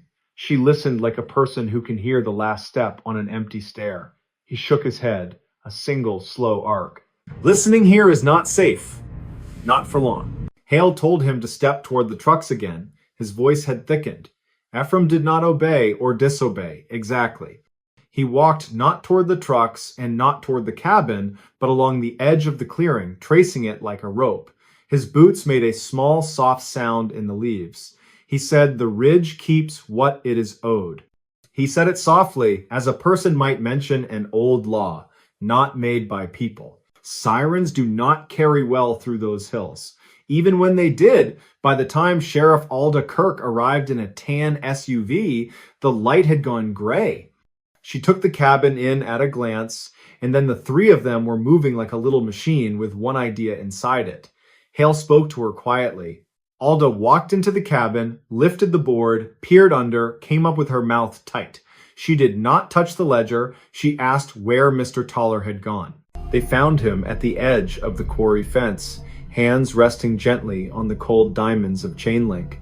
The dusk laid itself along the ridge like a bruise. Alda greeted him by name without being told. She asked him how long his people had lived on this land. He answered with a kind of number that is measured not in years but in burials.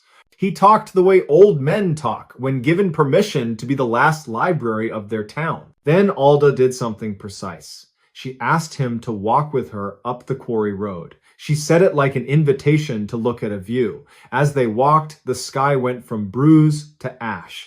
Calder followed, every sense strung tight. They reached a stand of birch where the leaves clicked like old coins. Alda stopped. She said she was going to open the back of the truck. She said she wanted Mr. X Collar to look at something. From the cargo space, she lifted a clear bag. Inside lay a ribbon, yellow once, now the color of tea.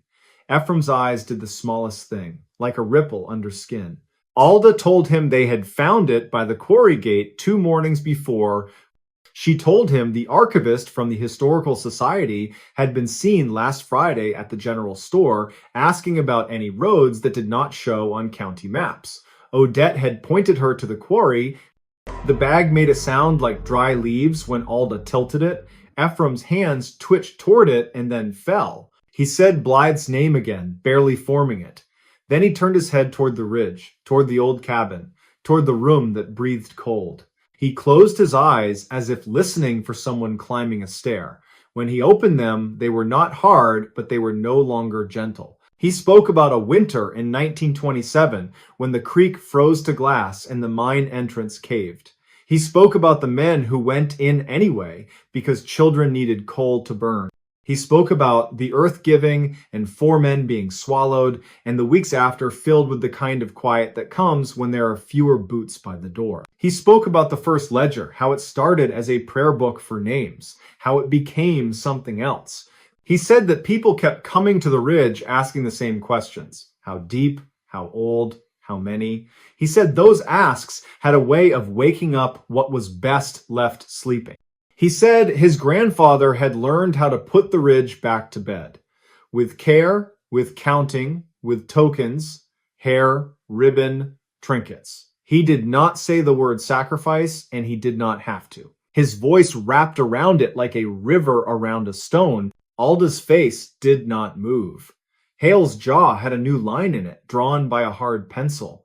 Calder heard a soft sound in his ears that might have been his own breathing. He wanted the moment to break, for a car to swing by, for somebody to laugh, because it was all a bad campfire story. Instead, the world held very still, as if it understood the rules of a game that he had never been taught. Alda told Ephraim that counting with tokens would end. She said it as if she were telling the ridge, not only the man. She said Blythe Keating had a mother and a brother and a desk that held notes and bills and little paper clips and a small plant that would die if left unwatered for too long. She said they would walk back to the cabin. They would collect the ledger and any other items. They would call the state police. They would call a judge. And they would do this carefully and without trying to fit the day back into the shape it had earlier. Ephraim stood very still. He looked as if he was listening to rain that would not arrive. Then he nodded once. He did not argue. He did not run. He did something terrible and simple. He said he would show them where the road behind the quarry ended. He said he would show them because otherwise they would find it in the dark and the ridge would take that as insolence. They walked. The ridge's breath grew cold as a cellar. The road narrowed to 2 pale ribs through the underbrush. The sound of water slid under everything else. Ephraim led them to a place where a foundation sat without a house. 4 stone corners held up nothing. In the center, earth had been scooped out and then covered over again in a way that always looks different if you know how to see it. Alda did. She crouched. She pressed her palm to the soil the way a mother checks a forehead. They worked with their hands because it felt wrong at first to use a shovel on ground that had listened to so much. Then duty took shape in their fingers. They lifted roots, peeled back sod, pulled away stones that had been placed like words in a sentence. The earth had kept its promise to be heavy, and it was a promise they knew they would have to break. They found the ribbon first, a twin to the one in Alda's bag, then the swallow brooch, then the marble. Not far below lay a small tin that had once been for biscuits and now held a coin, and a lock of hair tied with a newer string. Alda's breath came sharper. Ephraim's mouth moved without sound. Then came the canvas. A wrapping, stained dark, folded around what the ridge had already taken and could not have back. Alda set her hand on it and did not move for the space of 3 heartbeats. Then she lifted one edge. The light went gray in that precise way it does at the moment the sun decides to leave for the day. Calder's throat worked. He had never wanted so much to unlearn something. He did not get that wish. They stood until the sirens finally threaded through the trees, thin but certain. The state troopers came from the east, with their faces set in one kind of understanding and left with another. Lights splashed color over the birch, over the stone corners, over Ephraim Toller's coat. The ledger rode in the front seat of a cruiser, seat-belted as if it might slip away. At the station in Pine Warden that night, after statements were taken and the coffee that tastes like late hours was poured and poured again, Alda asked Calder if he wanted someone to drive him back to his car at the trailhead. He said he would rather walk in the morning when the ridge was breathing in. She nodded as if that made a kind of sense that did not need to be put into words. Ephraim Toller sat in a room with a table that had straight edges and a clock that ticked like a metronome for lives. He did not ask for a lawyer. He told his story in pieces, and the pieces did not resist one another the way lies do. He did not speak about malice. He spoke about duty with the softness of a person talking to a child about thunder. He said that sometimes a life had to hold a door shut so that many others could sleep with their windows open. He said it as if he had practiced that sentence for 80 winters and never found a better one. By the time the sun rose, the news had already begun its slow turn. Archivist found. Pine Warden man held. Ledger seized. The ridge did not appear in any of the headlines except in the intelligent hush between the words. Calder stood at the trailhead alone a little after 8. The ranger shack was still locked. On the corkboard map, the road behind the quarry was a white absence. He traced the line with a fingertip anyway. Then he shouldered his pack and walked in the other direction. Before he left Pine Warden for Richmond, he stopped at the Historical Society, a brick building that used to be a schoolhouse. He knocked. A woman with careful hands opened the door. Her name was Thalia Cook, and she wore the kind of tired that knows how to work. She thanked him with a gravity that was heavier than gratitude. She said Blythe's mother was on her way, and that someone would make tea, and that there would be too many people in the little office for a while. Calder did not know what to do with his own hands. Thalia told him there had been a diary once from the mine collapse, and it had gone missing decades ago. She said Blythe had been hunting it because she believed the town needed to hear the truth from voices who had stood in the smoke of it, not from tidy histories. Calder said that truth had a way of hiding in the crawl space. Thalia smiled without letting it become a smile. She said maybe now the crawl space would be forced into daylight for good. He drove east on a road that turned from 2 lanes to 4. In the rear view, the ridge shrank to a dark thought along the horizon. He rolled the window down and let the air decide what to do with him. The car filled with the smell of hay and something sharper, and from a field he saw a boy lift his arms like a scarecrow and a flock of blackbirds rise, a spilled box of nails sudden in the sky. He watched until he had to put his eyes back on the road. In the paper that Sunday, a column ran under a photograph of the cabin leaning into its shadow. It told most of the story. It did not tell all of it. It could not. Some of it would be written down later, in words that took their time, because some truths do not want to be hurried or shouted. Somewhere under the ridge, air-cooled in a room with rock walls and shelves lined with glass. The ledger that had grown from prayer to counting sat in a place where even its shadow had to be careful. Blythe Keating went home with her family on a day when the clouds moved like slow boats. People stood along the walk and answered the old law with a new one. They laid small tokens on the steps of the Historical Society. Not ribbon, not hair, not anything the ridge could claim. They left notes folded into squares, each with a name and a date and a sentence that began with, "I remember." The sentences made their own kind of ledger, and nobody kept tallies beside them. As for the cabin, the county sealed it while a judge thought about whether to pull it down plank by plank. The sheriff argued that leaving a hollow under a roof invites gravity to do its worst work. The Historical Society argued that the place was a museum, whether people liked it or not.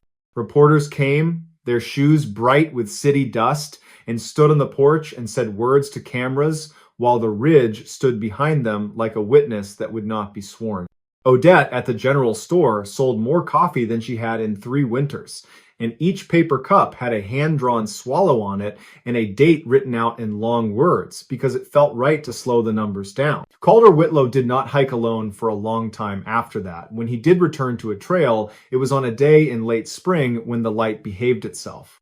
He carried a small notebook and wrote the names of creeks and birds and the color of the sky at 4:07 in the afternoon.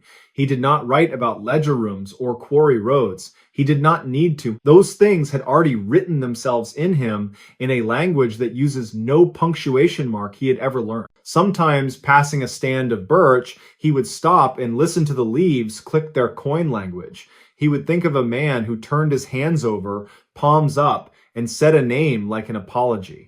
He would think of a deputy whose patience held a day steady, and a sheriff who laid the ridge across a scale and found it did not outweigh the veil. He would think of a woman who listened for the last step on an empty stair and heard it because she was the sort of person who hears. On a warm evening in June of the following year, he received a letter with no return address. Inside was a single page torn from a notebook that had seen rain. The writing was large and careful. It contained one sentence. The ridge is breathing better now. Beneath it was a small drawing of a swallow. Calder folded the page along the soft line the sender had already made and set it in a drawer beside his map of Pinewarden County. He closed the drawer gently, and the sound it made was a small click, the kind that tells you a thing is shut. Next stories. The night a missing boy was found alive in the Ashburn houses. They still call it the longest night Marrow Creek ever lived through. The town sits in a fold of Pennsylvania hills where the wind carries the river's smell and the soot of old rail lines. On a Wednesday in late October in the year 2014, the sky went the color of pewter by 3 in the afternoon, and the wind combed the sycamores until their pale leaves rattled like small bones. By dusk, a siren wailed from the volunteer fire hall, one long cry, and the search began. The boy's name was Orrin Hale. He was 9. He had a cowlick like a whitecap and a habit of counting his steps when he was nervous. He had been walking home from the after-school art club held in the church basement, carrying a shoebox diorama of a lighthouse. He never arrived. His mother, Maeve Hale, called the sheriff at 6:40, her voice small but steady. By 7, the first flashlight beams were sweeping the ditches and hedgerows along Rivermill Road. By 8, the state police had set out flares, and orange vests moved like cautious sparks across the fields. Before we begin, tell me, where are you listening from, and what time is it there? Whispers rose the way steam rises from a pot. People spoke of the Ashburn house. Everyone knew that crumbling mansion at the far end of Wicket Lane, 2 stories of black windows and a roofline like broken teeth. It had stood empty since the late 1980s after a winter fire and a court fight over the estate. Teenagers dared each other to run up the porch steps and touch the door, then sprint back, laughing too loudly. Hunters said foxes denned beneath the porch.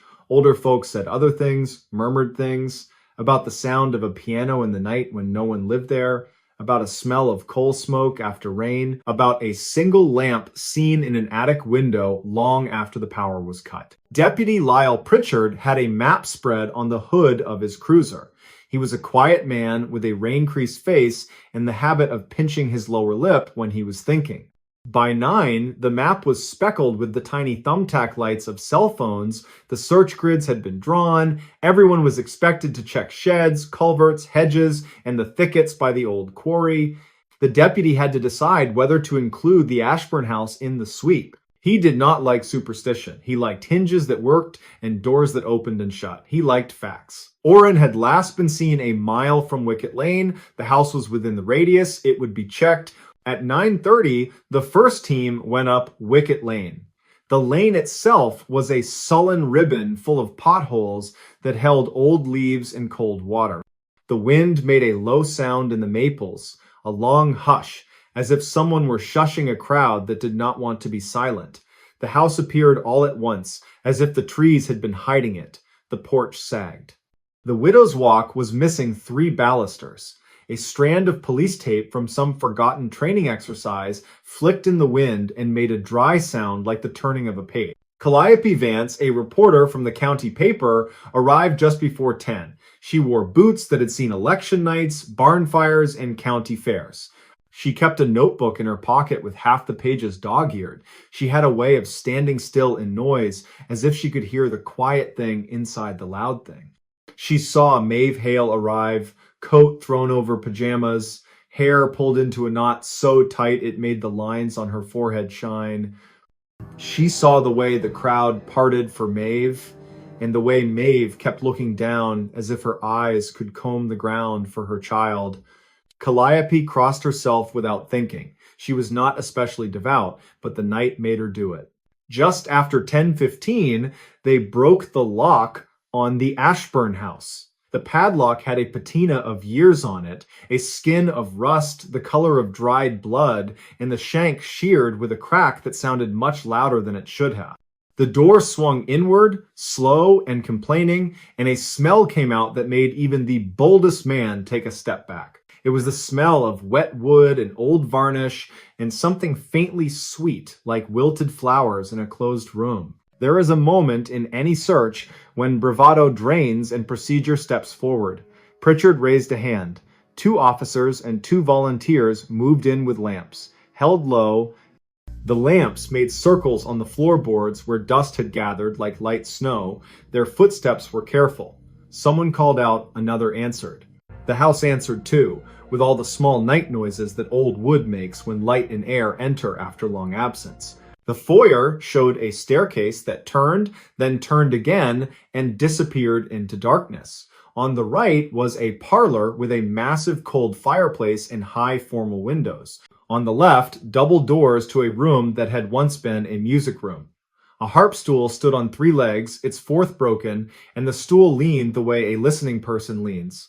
The wallpaper had a pattern of silver leaves that the light could not help chasing. They cleared the first floor, they found a nest of raccoon tracks, and the shed skin of a snake curled behind a radiator like a forgotten ribbon. They found graffiti under the stairs in a schoolgirl hand that said simply, "Mercy." They found nothing else. Pritchard turned his lamp up the stairs. They would go higher. Time hooks itself to small things. 10:30 felt like a held breath. 10:33 felt like a door unlocked in the chest. 10:35 felt like every nerve was an eye. At 10:37, a sound came down from above. It was not the theatrical bang of a shutter in wind. It was not the complaint of a loose board. It was the soft, careful sound of something set down. Light swept the landing. Dust rose in a body. Then, as if the house itself had been practicing the word, a voice, here. The word was small, not more than a thread of sound in a room woven of echoes. But it was a word, and it was human, and it was near. Pritchard's lamp found the 2nd floor hall. Doors, shadows, a picture frame that held only a ghost of sun-bleached cardboard. He said the boy's name the way you say a prayer, Oren. Silence answered, then the brave ghost of a second here. They found him in a back bedroom beneath an eave that slanted low like a conspirator. He sat on the floor, back against the bed frame, diorama box clutched to his chest. He was pale under the dust. His shoelaces were double knotted in a way that said his mother taught him good habits and he had tried to keep them. His lips were blue at the edges from the cold. His eyes were clear. He looked like a boy who had been quiet for a long time. The first word he said when Pritchard knelt was please, and the second was careful, and the third was light. They thought at first that he meant the lamp, and they turned it away. He shook his head. He looked past them, to the open door, to the dark hall beyond. He whispered, not afraid, not even excited, just very certain. It does not like bright light. They wrapped him in a quilt someone brought from the trunk of a car, one of those old pieced quilts whose seams hold the patience of 2 generations. They gave him water in a cup with a chipped lip. He drank without spilling. When Maeve reached the room, she made no sound at all. She knelt. She put her hands on either side of his face. The sound she made then was the sound people make when a weight that was going to kill them is lifted at the last second. Downstairs, someone cried into a sleeve. Outside, the town, which had been holding its breath, exhaled. They carried Orrin out past the harp stool and the radiant stove sign fallen from the pantry wall, past the front door and the glistening wet leaves and the police tape that had been retied. The wind met them and made everyone blink. Flashbulbs popped from phones. Calliope did not raise hers. She wrote what she felt in one thin line on her notepad. Found alive. 10:42. In the Ashburn house. They took him to the ambulance. The medic's hands were brisk, and his voice was the kind of gentle that has been practiced until it is as sturdy as oak. He looked at pupils, at fingernails, at the pink return to the nail beds. He checked the pulse and wrote the number with a pen that would not work, and then did the thing medics do, shook the pen with sharp little snaps until the ink had no choice but to behave. Orrin watched the pen as if it were a small animal. People wanted to talk. That is what people want when fear drains and the body remembers that it is still warm. They wanted to say, I knew it would be all right, even if they had not known. Or I always said that house wasn't as bad as folks made it, even if they had crossed the street to avoid it for years. Calliope stood aside, listening. Maeve sat in the ambulance door with one foot on the bumper. Orrin rested, the quilt around his shoulders like a cape that had done its duty. At 11, the deputy came to ask careful questions. Where had he been? How had he gotten there? What did he remember? Orrin's answers came in that strange calm that sometimes happens after a long fright, a calm that is not pretend, not bravado, not shock, but a child's plain report.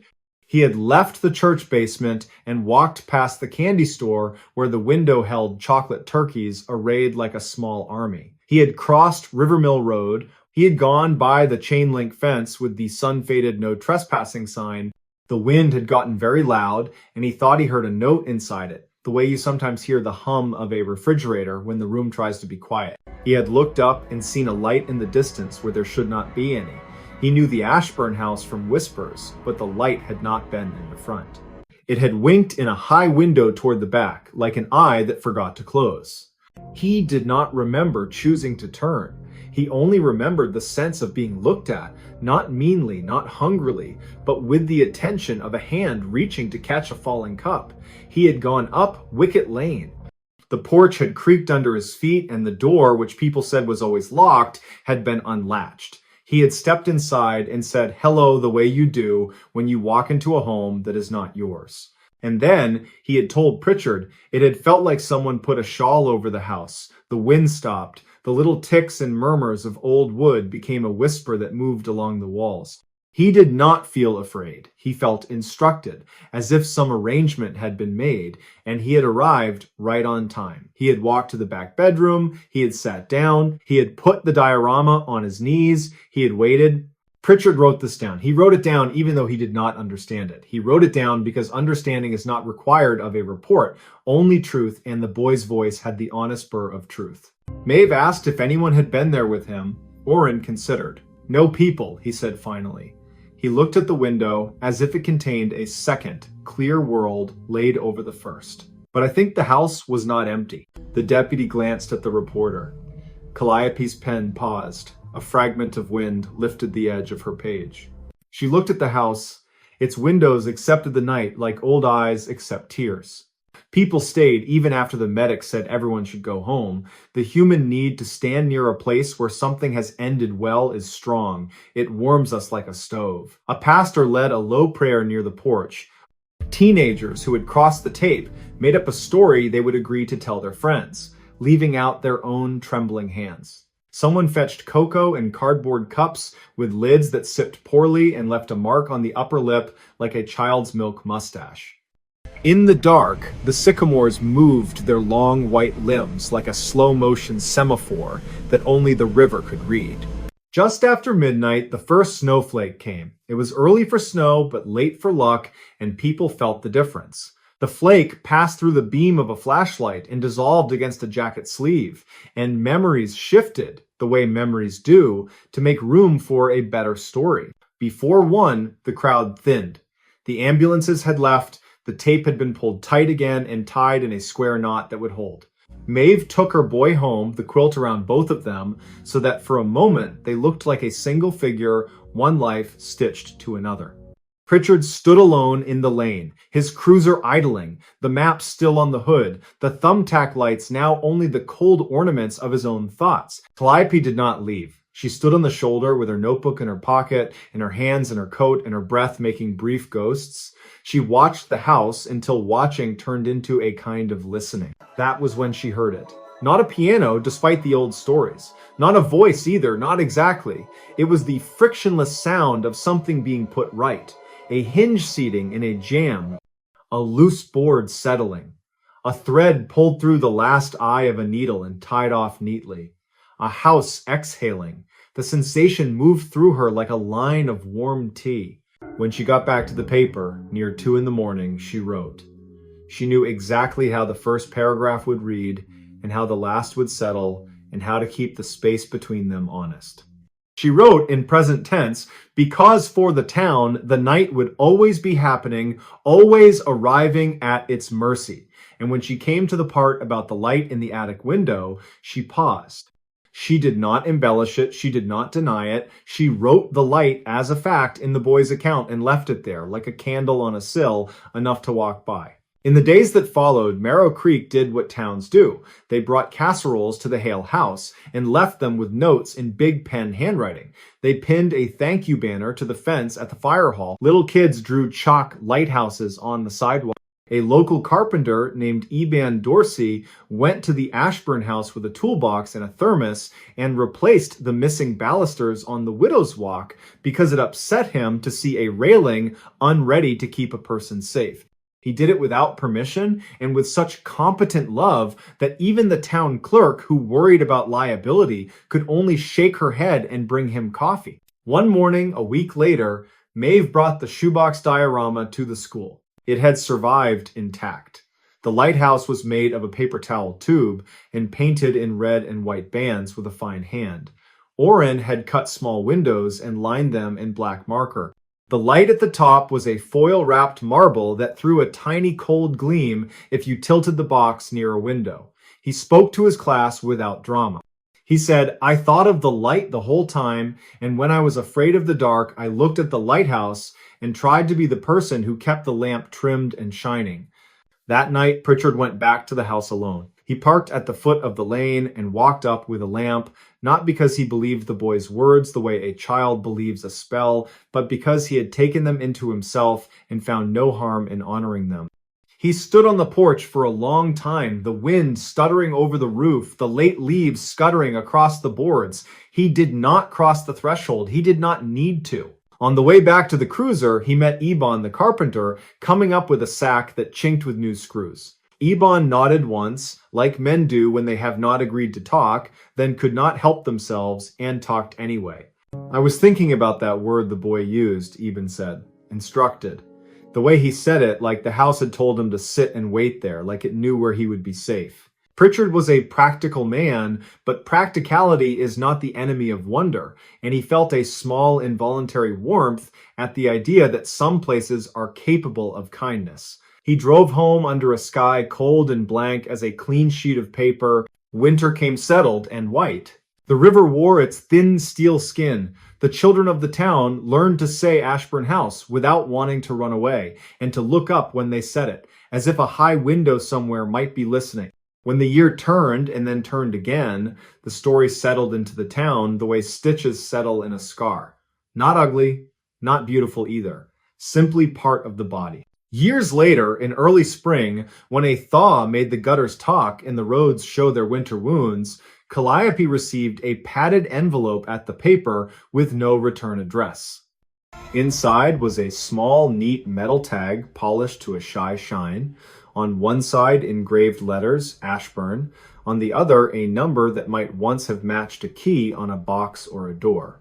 It was warm from someone's hand. It carried the faint scent of old wood and machine oil. She set the tag on her desk and considered writing a follow-up. She imagined the questions she would ask and the pictures she would take. Then she did something else. She walked the tag across town to the new little museum that had opened in the old rail office and placed it in a glass case beside a folded page of the paper from that October night. She typed a small card that read, "Only tag found after the recovery of Orrin Hale, Merrow Creek, year 2014. Donor prefers to be unnamed." The curator, a precise woman named Ione Willett, who categorized everything with tender avidity, tried to ask who had sent it and why. Calliope smiled. "Some stories," she said, "end better when they end." On a Sunday evening, not long after, just at the seam between day and night when the sky has a thin silver bruise to it, Maeve sat with Orrin at the kitchen table. The boy, grown taller and quieter, was working a puzzle of the coast of Maine, fitting rocky bays together with the soft tamp of knuckles. The radio gave the soft clatter of a baseball game far away. Steam rose from a mug. Maeve looked at her son's hands, which were becoming a man's hands, and she felt again the weight leave her chest as it had that night. She did not push the memory away. She let it sit with them at the table. "You remember the quilt?" she asked. He smiled. It had been washed and mended. It had a new binding now, a bright blue that made the old reds and browns sing. "It is at the foot of my bed," he said.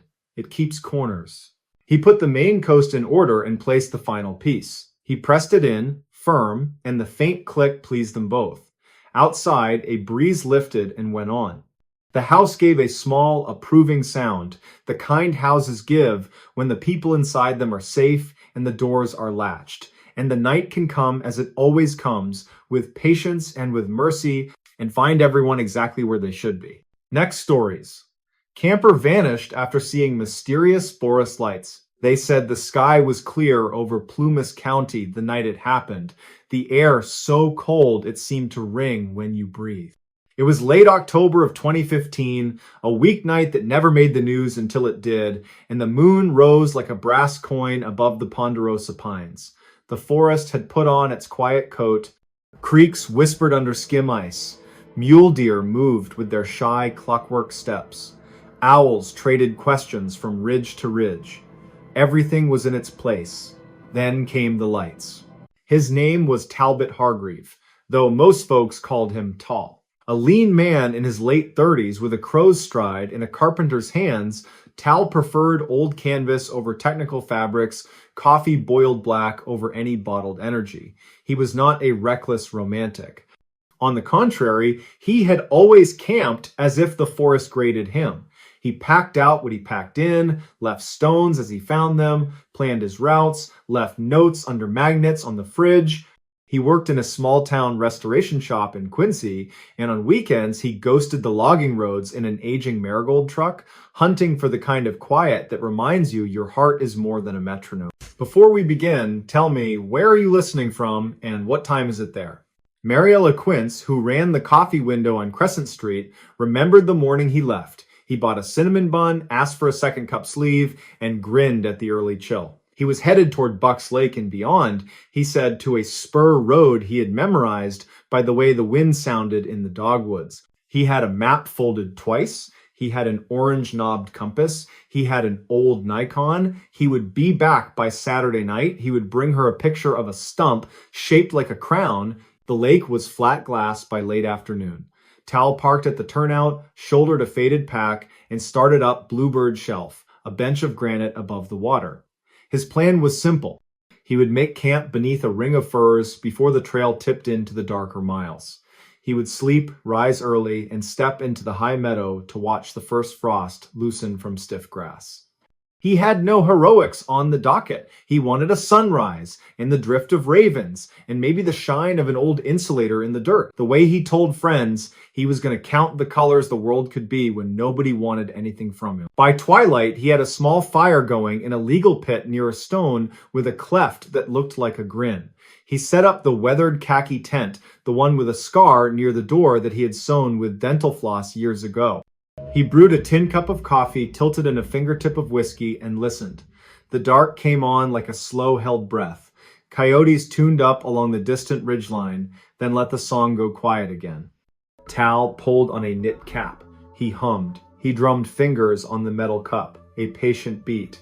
The rhythm of someone who knows the forest is not a show put on for him, who does not clap for a curtain to rise. Shortly after, he zipped himself inside the tent. The first light arrived. At first, he thought it was a distant hiker's headlamp cutting through trees with that white, impatient swing, but the beam was wrong. It did not fan out or stumble. It moved behind the trunks as if the trunks were glass, a roundness of pale that seemed to breathe. It crossed the hollow to the east, stopped, widened, and thinned, like a coin held on edge and then flat. Tal lay on his side and watched its edges blur against the night. He could not hear anything. No footfalls, no whisper of brush, only the river's cold silk and the faint snap of cooling rocks. He told himself the story you tell yourself when something is strange but you are alone. It was a hunter crossing the lower spur. It was a drone, one of those quiet toys. It was a miner's lantern left swinging on an old pin and caught by a breeze. The light took a breath, then it blinked out. Tal waited, as you would. He tucked his chin deeper into the wool. He counted 30 breaths. He felt the sleep that comes after miles slide over him like a heavy blanket. He let it. The second light woke him near midnight. This one was closer. It lifted from the creek and burned as steady as a candle inside glass. It did not throw shadows. That was the first thing that unsettled him. He raised his palm and saw no crisp darkness on the tent wall. He listened for mosquitoes and heard none. The light paused somewhere near the fire ring, as if considering the circle of ash. Then it rose by a hand's breadth and made a delicate turn, no sound of foot, no drag of chain. It did not ring any of the bells the mind uses to stay calm. Tal whispered a word he would not remember later. His mouth went dry, the light drifted toward the tent. There is a moment in some nights when the air feels like a hallway and you feel both inside and outside your life. Tal opened the zipper a hand's width. Cold slid in like a knife. The light hovered beyond the flap. Close! It was not a ball, but a shape, like a slow heart, pulsing small, then full, a pale amber that carried a low hum that was not a hum, more the memory of one. Tal put his face to the gap and inhaled the scent of wet stone and metal warmed by sun, though the sun had long since left. The light answered by shrinking, then brightening, then pulling itself into a thin thread and slipping past his line of sight. Tal felt something like relief. He felt something like being counted. He lay back. He pulled the wool over his chest. He told himself that he should mark the hill with a rock arrow in the morning, write the time in his small notebook so he did not let the forest rearrange his memory. He should go back to sleep. He should watch the light if it returned. He should not invite it. In Quincy, the clock on the courthouse ticked toward the stomach hours, the ones no one claims. In the tent, Tal's breath evened out. In the trees, the unseen made its slow arithmetic. What the searchers later learned from tracks in disturbed moss suggested that Tal stepped out a little before one. Somewhere between one sound and another, the light came back, brighter and farther away, on the lower slope by a snag. The night had that deep cold quiet that makes a single snap twig travel like glass breaking. Tal stepped into his boots without lacing. He slid his arms into a jacket. If he took the camera, no one found it later. If he took the compass, it was not recovered. He whispered again, this time his own name, and then he whispered another, a name he did not use for anything, as if he were trying something out in the air. He stood in the open, so still that frost began to slick his hair. The light lowered until it almost kissed the ground, as if inviting. It stretched into an oval, then into a strange narrow mouth of brightness. Then it returned to its slow heart. It turned once, the way a bird will turn mid-air to remeasure a wind. Tal took 3 steps downhill. In the morning, Mariella Quince would get out of bed with the feeling she had left some appliance running. She would sniff for heat, touch the stovetop, check the iron, pace the rooms, then laugh softly at herself and pour the batter for pancakes. She would stand at the window with a spatula and watch a raven ride a thermal like a thought. She would tell herself she was thinking of a friend because it was Saturday. Before dawn, the cold deepened into a grit that crackled underfoot. The light floated sideways, a slow, patient walk. Tal followed at a distance that felt like letting a shy dog lead him to something it wanted to show, but would bolt if he rushed. He went past the grinstone, past his fire circle, across a small spill of scree where his boots scraped softly. He should have turned back, where the duff thinned and the old burn began. But the light kept its steady hallway pace, and Tal, who had raised barns and driven through mountain storms and felt sure of his place among living things, could not convince himself that he was not being asked a question. If he had shouted then, the sound would have landed in empty miles. If he had thrown a rock, he would have learned whether the light was a lantern, a trick, a man. He did neither. He picked his steps, held his breath, and followed as if on a slow rope. The light glided down into an old wagon road, cleft into the slope so long ago that lichen had taken title to the ruts.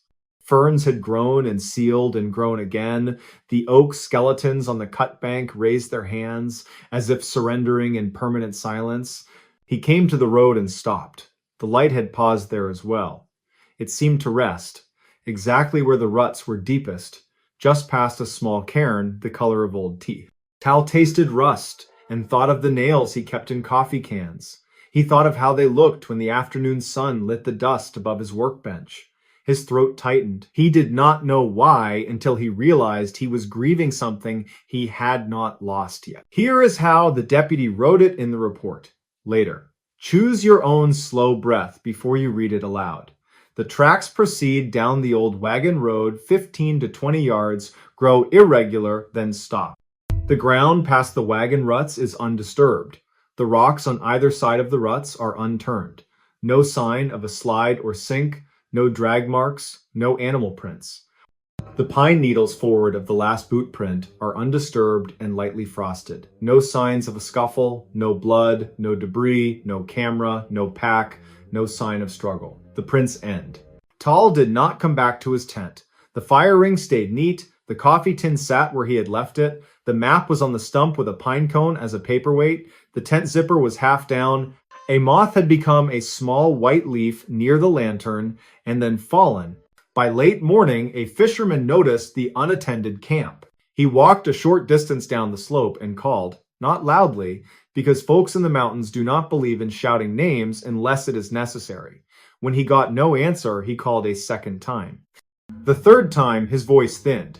He looked around, saw the boot prints, followed them to the wagon road, and found the place where they ended like a sentence cut short with a blank page. He did the correct thing. He did not play detective. He walked back to the truck turnoff and drove out until his phone found a skiff of service. He told the dispatcher what he had seen and what he had not. He used the word strange only once. He used the word quiet 3 times without noticing.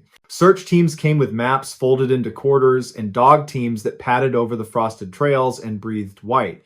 They brought a portable repeater and strung it from a mast so their radios could do the trick of making one voice happen in many places at once.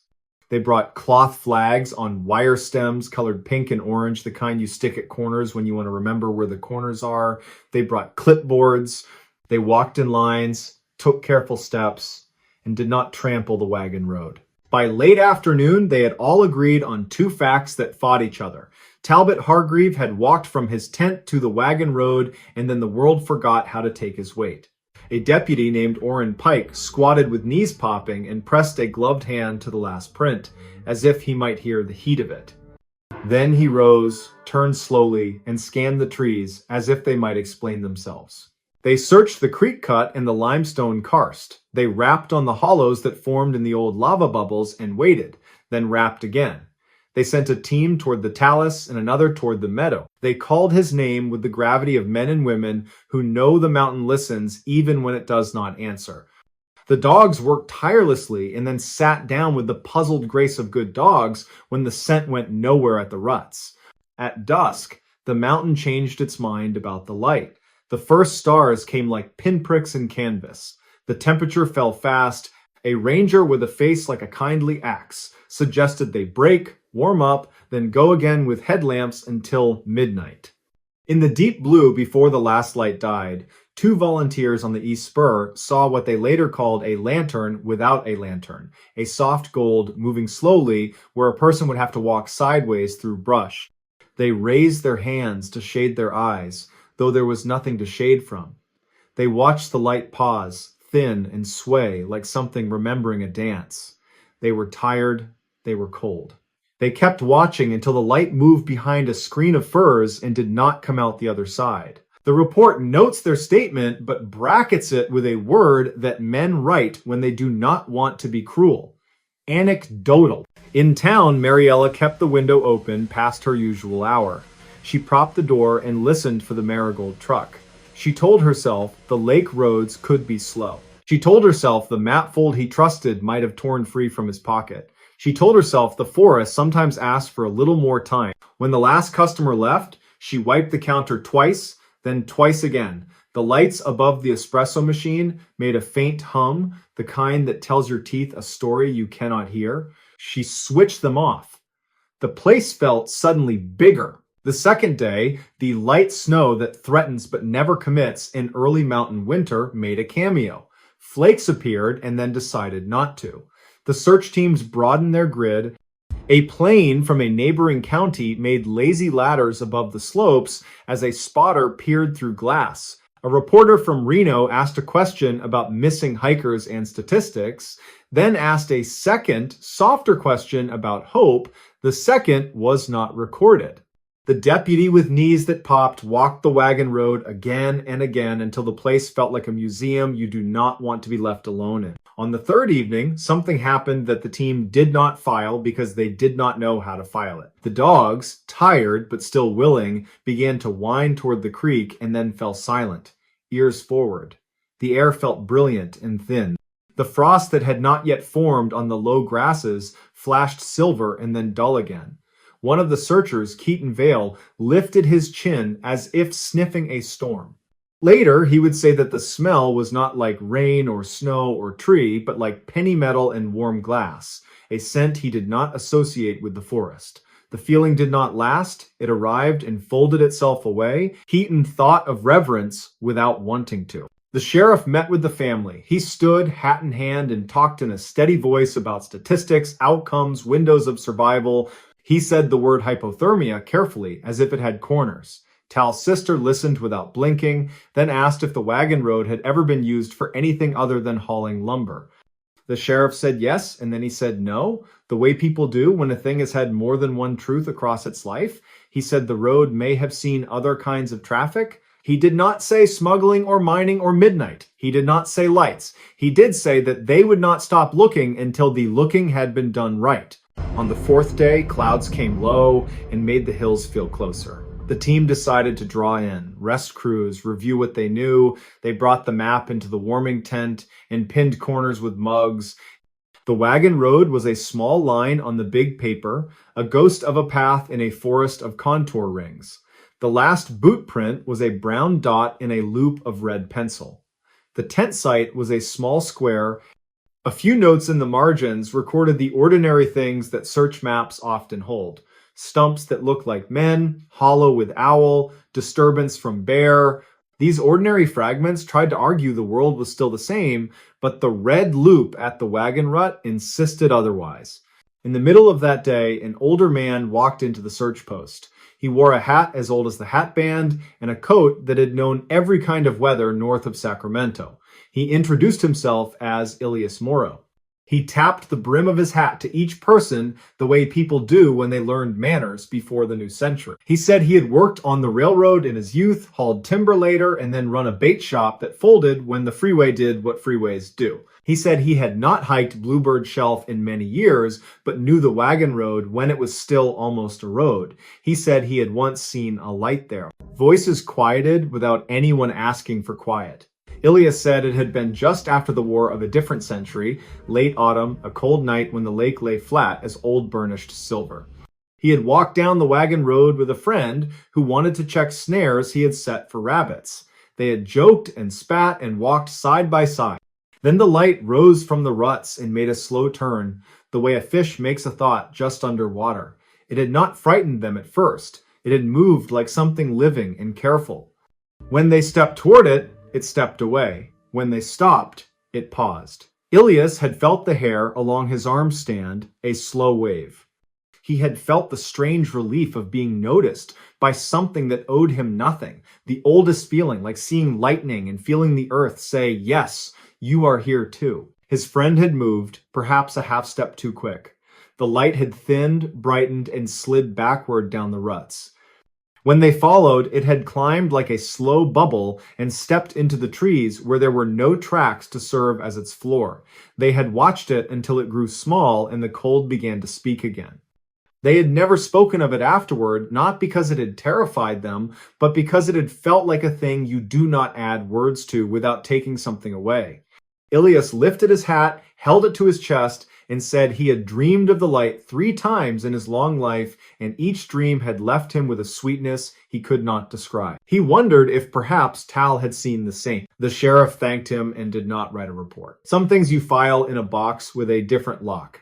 On the 6th day, they found the Nikon. It lay under manzanita leaves on a bench above the wagon road, a place already searched, which made the finding uneasy. The camera's strap was cracked with age and weather, but its back was intact. When they brought it into the warming tent, set it on the map, and opened it, the last photograph revealed a circle of trees lit as if from within. No shadows. The bark looked like paper lit from behind. A human figure was not visible. Neither was the light itself, only the consequence of it. The photo before that showed a rock on the creek with black moss and a sienna smear of mineral vein. The photo before that showed the tent flap. The last light came through in the print like a held note. The film was old, not digital. They could not simply pull more images from a card, dive deeper into metadata, parse timestamps. The camera did not offer the conveniences that make a life feel organized. They held the photograph with hands that had tugged many ropes and lifted many lost things and drew no conclusions except the one no one wanted. Tal had been there. He had photographed something that painted the trees with light. He had then gone where his boots could not leave a record. There are stories that fray when you pull and stories that tighten. This one tightened. In town, people said the quiet parts out loud in the soft ways they use for one another. They said the world is bigger than the tools we bring to measure it. They said the mountain remembers who we are, even when we forget. They said Tal was stubborn and would not wander without deciding to. They said his smile had a small hitch in it, like a bird adjusting on a branch. They said he brought small gifts to friends who did not realize they needed them, like a perfect river stone or a screw he had filed to fit a stripped hinge. They said a great many things that sounded like blessings disguised as facts. Mariella closed early on the 7th day.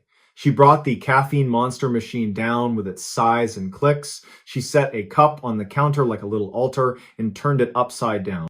She stood, hands on the wood, and said Tal's name once in a voice you use when you are not inviting anyone else to hear you. Then she put on a sweater, locked the door, walked to the lake road, and drove until the pavement narrowed and the trees leaned in. She parked where the fisherman had parked and stepped onto the trail the way a person steps onto the floor after moving furniture and you forget the room's old shape. The sky was the deep blue that ends a story you liked reading. She followed pink flags and orange flags that fluttered as if the wind did not quite understand them. She passed the grinstone. She passed the tent circle. She came to the wagon road and stood at the rim of the ruts. She did not step down. She lifted her eyes and looked along it as if it might carry a faint shine. The air stilled. A small bird made a single curious sound and then thought better of it. Without wind, the trees became an audience. Mariella inhaled deeply, and the scent of cold water and iron rose as if the creek had suddenly pulled itself closer. She lifted her hand as if to shade her eyes, though there was nothing to shade. Then she saw it. It was not bright. It was not a miracle. It was a presence the size of a heart and the color of warm honey held in a jar. It rose slowly from the ruts as if waking. It did not throw a shadow. It did not glow on her skin. It regarded her the way a deer regards you when it wants to learn whether you are crossing paths or making one. Mariella's breath left her in a soft "oh" that did not ask and did not answer. She took a half step toward the ruts and then stopped. The light brightened and thinned. A whisper moved up the old road, a hush that had nothing to do with wind. The hair on her arms lifted. She felt a sudden, irrational certainty that if Tal could see this, he would laugh and say, "Now you know." The light held. It did not retreat and did not advance. It pulsed, small then full, as steady as the hand of someone counting a child to sleep. Mariella did what she had not known she would do. She lowered her hand, bowed her head as if in church, and spoke his name once. The light quivered with a response so subtle she could not say whether it moved or whether her eyes made it so. Then it drew itself small, a bead of amber caught midair and slid back down into the ruts, as if the earth had persuaded it to rest again. Mariella stood for a very long time. She did not call to it, she did not beg, she did not weep. She waited until the last blue drained from the sky and the stars arrived to begin their unpaid work. Then she turned, walked back along the flags that still did not understand where they were, and drove to town. She did not tell anyone that night. She did not know what to do with the new shape the world had taken, except carry it gently and place it next to the older shapes and let them learn to sit together. She slept without dreams and woke with a certainty that had no edges. The searchers returned once more the next week, fewer now, with heavier steps and fewer flags. They checked the ruts again, the creek, the clefts, the caves. They found nothing new, which is not the same as nothing. They took down the mast. They signed their names on the back of a map before the sheriff rolled it tight. They packed up the warming tent and turned the ground back to the ground. Winter came early that year. It arrived as a patient, insistent hand, laying white cloths over the stone, tucking cold into the hollows, polishing the black bark. The lake took a skin of ice and learned to speak again only when the afternoons were warmer. Elk passed with the gravity of creatures that never ask permission. Owls resumed their voting. The light in the wagon road, if it rose, rose for no one or for someone who did not write it down. The mountains do not submit logs. In Quincy, the restoration shop went on, the sawdust drifting through beams of light that cut the air into rooms. There were chairs to repair and the desk that never quite stopped squeaking. The Marigold truck stayed in its lot longer than trucks like that prefer. In late winter, a friend of Tal's started it once and let it run, then shut it off and leaned his head on the wheel with his eyes closed. You could make a prayer out of that sound if you wanted, the engine steadying and then letting go. Spring came with its oversized ambition. On a day when the alder tossed catkins like confetti, Mariella carried a paper envelope to the lake road and tucked it under a rock near the grindstone. Inside were three small things. The first was a photograph of her window in the morning when the first sun came through the steamed glass. It looked like a lake trying on the sky for size. The second was a black screw filed down to fit a stripped hinge Tal would have approved. The third was a letter only 2 sentences long, which she had written by hand with a pen that liked to blot.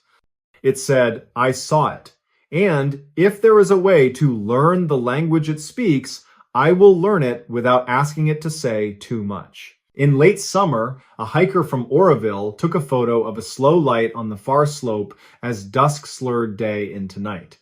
The photo never made the paper.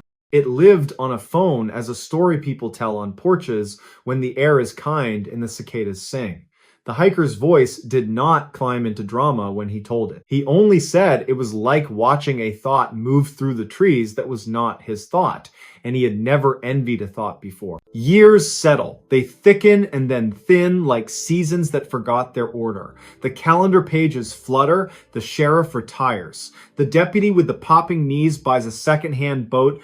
Ilias Moro moves to his daughter's house down below and dies in a chair in late spring with a smile on his face. A smile his daughter calls a sunrise he decided to keep. The bait shop, long closed, collapses under one of those winds that decide old things are beautiful but need less standing. Mariella keeps the coffee window, then sells it to a kid who plays good music too loud, then opens a smaller place with fewer choices where the menu fits in a single breath. She learns to make bread that forgives her on bad days. On a mild October night many years later, the town hall hosts a talk about the trails. A ranger points to maps and speaks in a steady voice that makes complicated things feel arranged. A small display in the back shows found items from search efforts over the years. A compass, a bootlace, a blue cap with a white letter. On the table lies Tal's Nikon, not as evidence or trophy, but as a tool that once did its job well. The last photo of lit trees sits beside it in a frame Mariella made in the back room, the wood sanded smooth as a river stone. People who never met him pause. They lower their heads slightly, the way people do when they are the kind of people who lower their heads at the right times, they move on. As for the lights, there are those who will always file them as folly, a trick of cold air and the brain's deep tendency to complete the story before the last scene plays. There are others who will climb that wagon road with a kinder vocabulary, palms open, minds gentle, asking nothing. Most will find only trees that keep their counsel and a creek that never changes the subject. A few will smell warm glass and cold air and feel the skin of the world lift as if remembering something, then settle again. What is certain is simple and hard. Talbot Hargreave walked from his tent on a clear night in the high Sierras, late October of 2015, toward a light that moved as if thinking. He stepped onto an old road, cut into the slope by men who wanted one thing and made, by accident, a place that can hold another. He followed the light a little way. His boot prints ended. His leaving did not. The mountain kept its quiet coat. The owl called and was answered. The creek went on practicing its single song. The wagon road became, in time, only a dimmer line in the understory, a thought half forgotten that can be remembered if you catch it sideways. If you go there, go with a slow heart. Do not demand a history. Bring a thermos and a good word for the trees. Sit a while and let the hill decide whether to notice you. If a light rises, do not chase.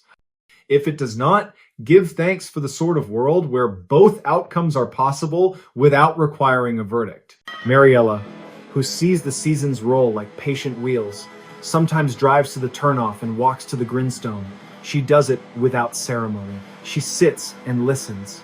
She speaks his name softly once and then tells him what the bread did that day, how the first loaf came out with a shy curve, how the second rose in a way that made the kitchen smell like a promise coming true. She does not ask for anything in return. She tells him where the ravens nested this year and how one feather lay perfect on the sidewalk. She tells him the lake wore the sky like a coat. When she is done, she places her palm on the rock. Sometimes the cold bites. Sometimes she feels a faint warmth find her skin, the way a hand finds another in a crowded room. Then she stands, brushes pine duff from her pants, and walks back toward the truck as the first stars prick the evening.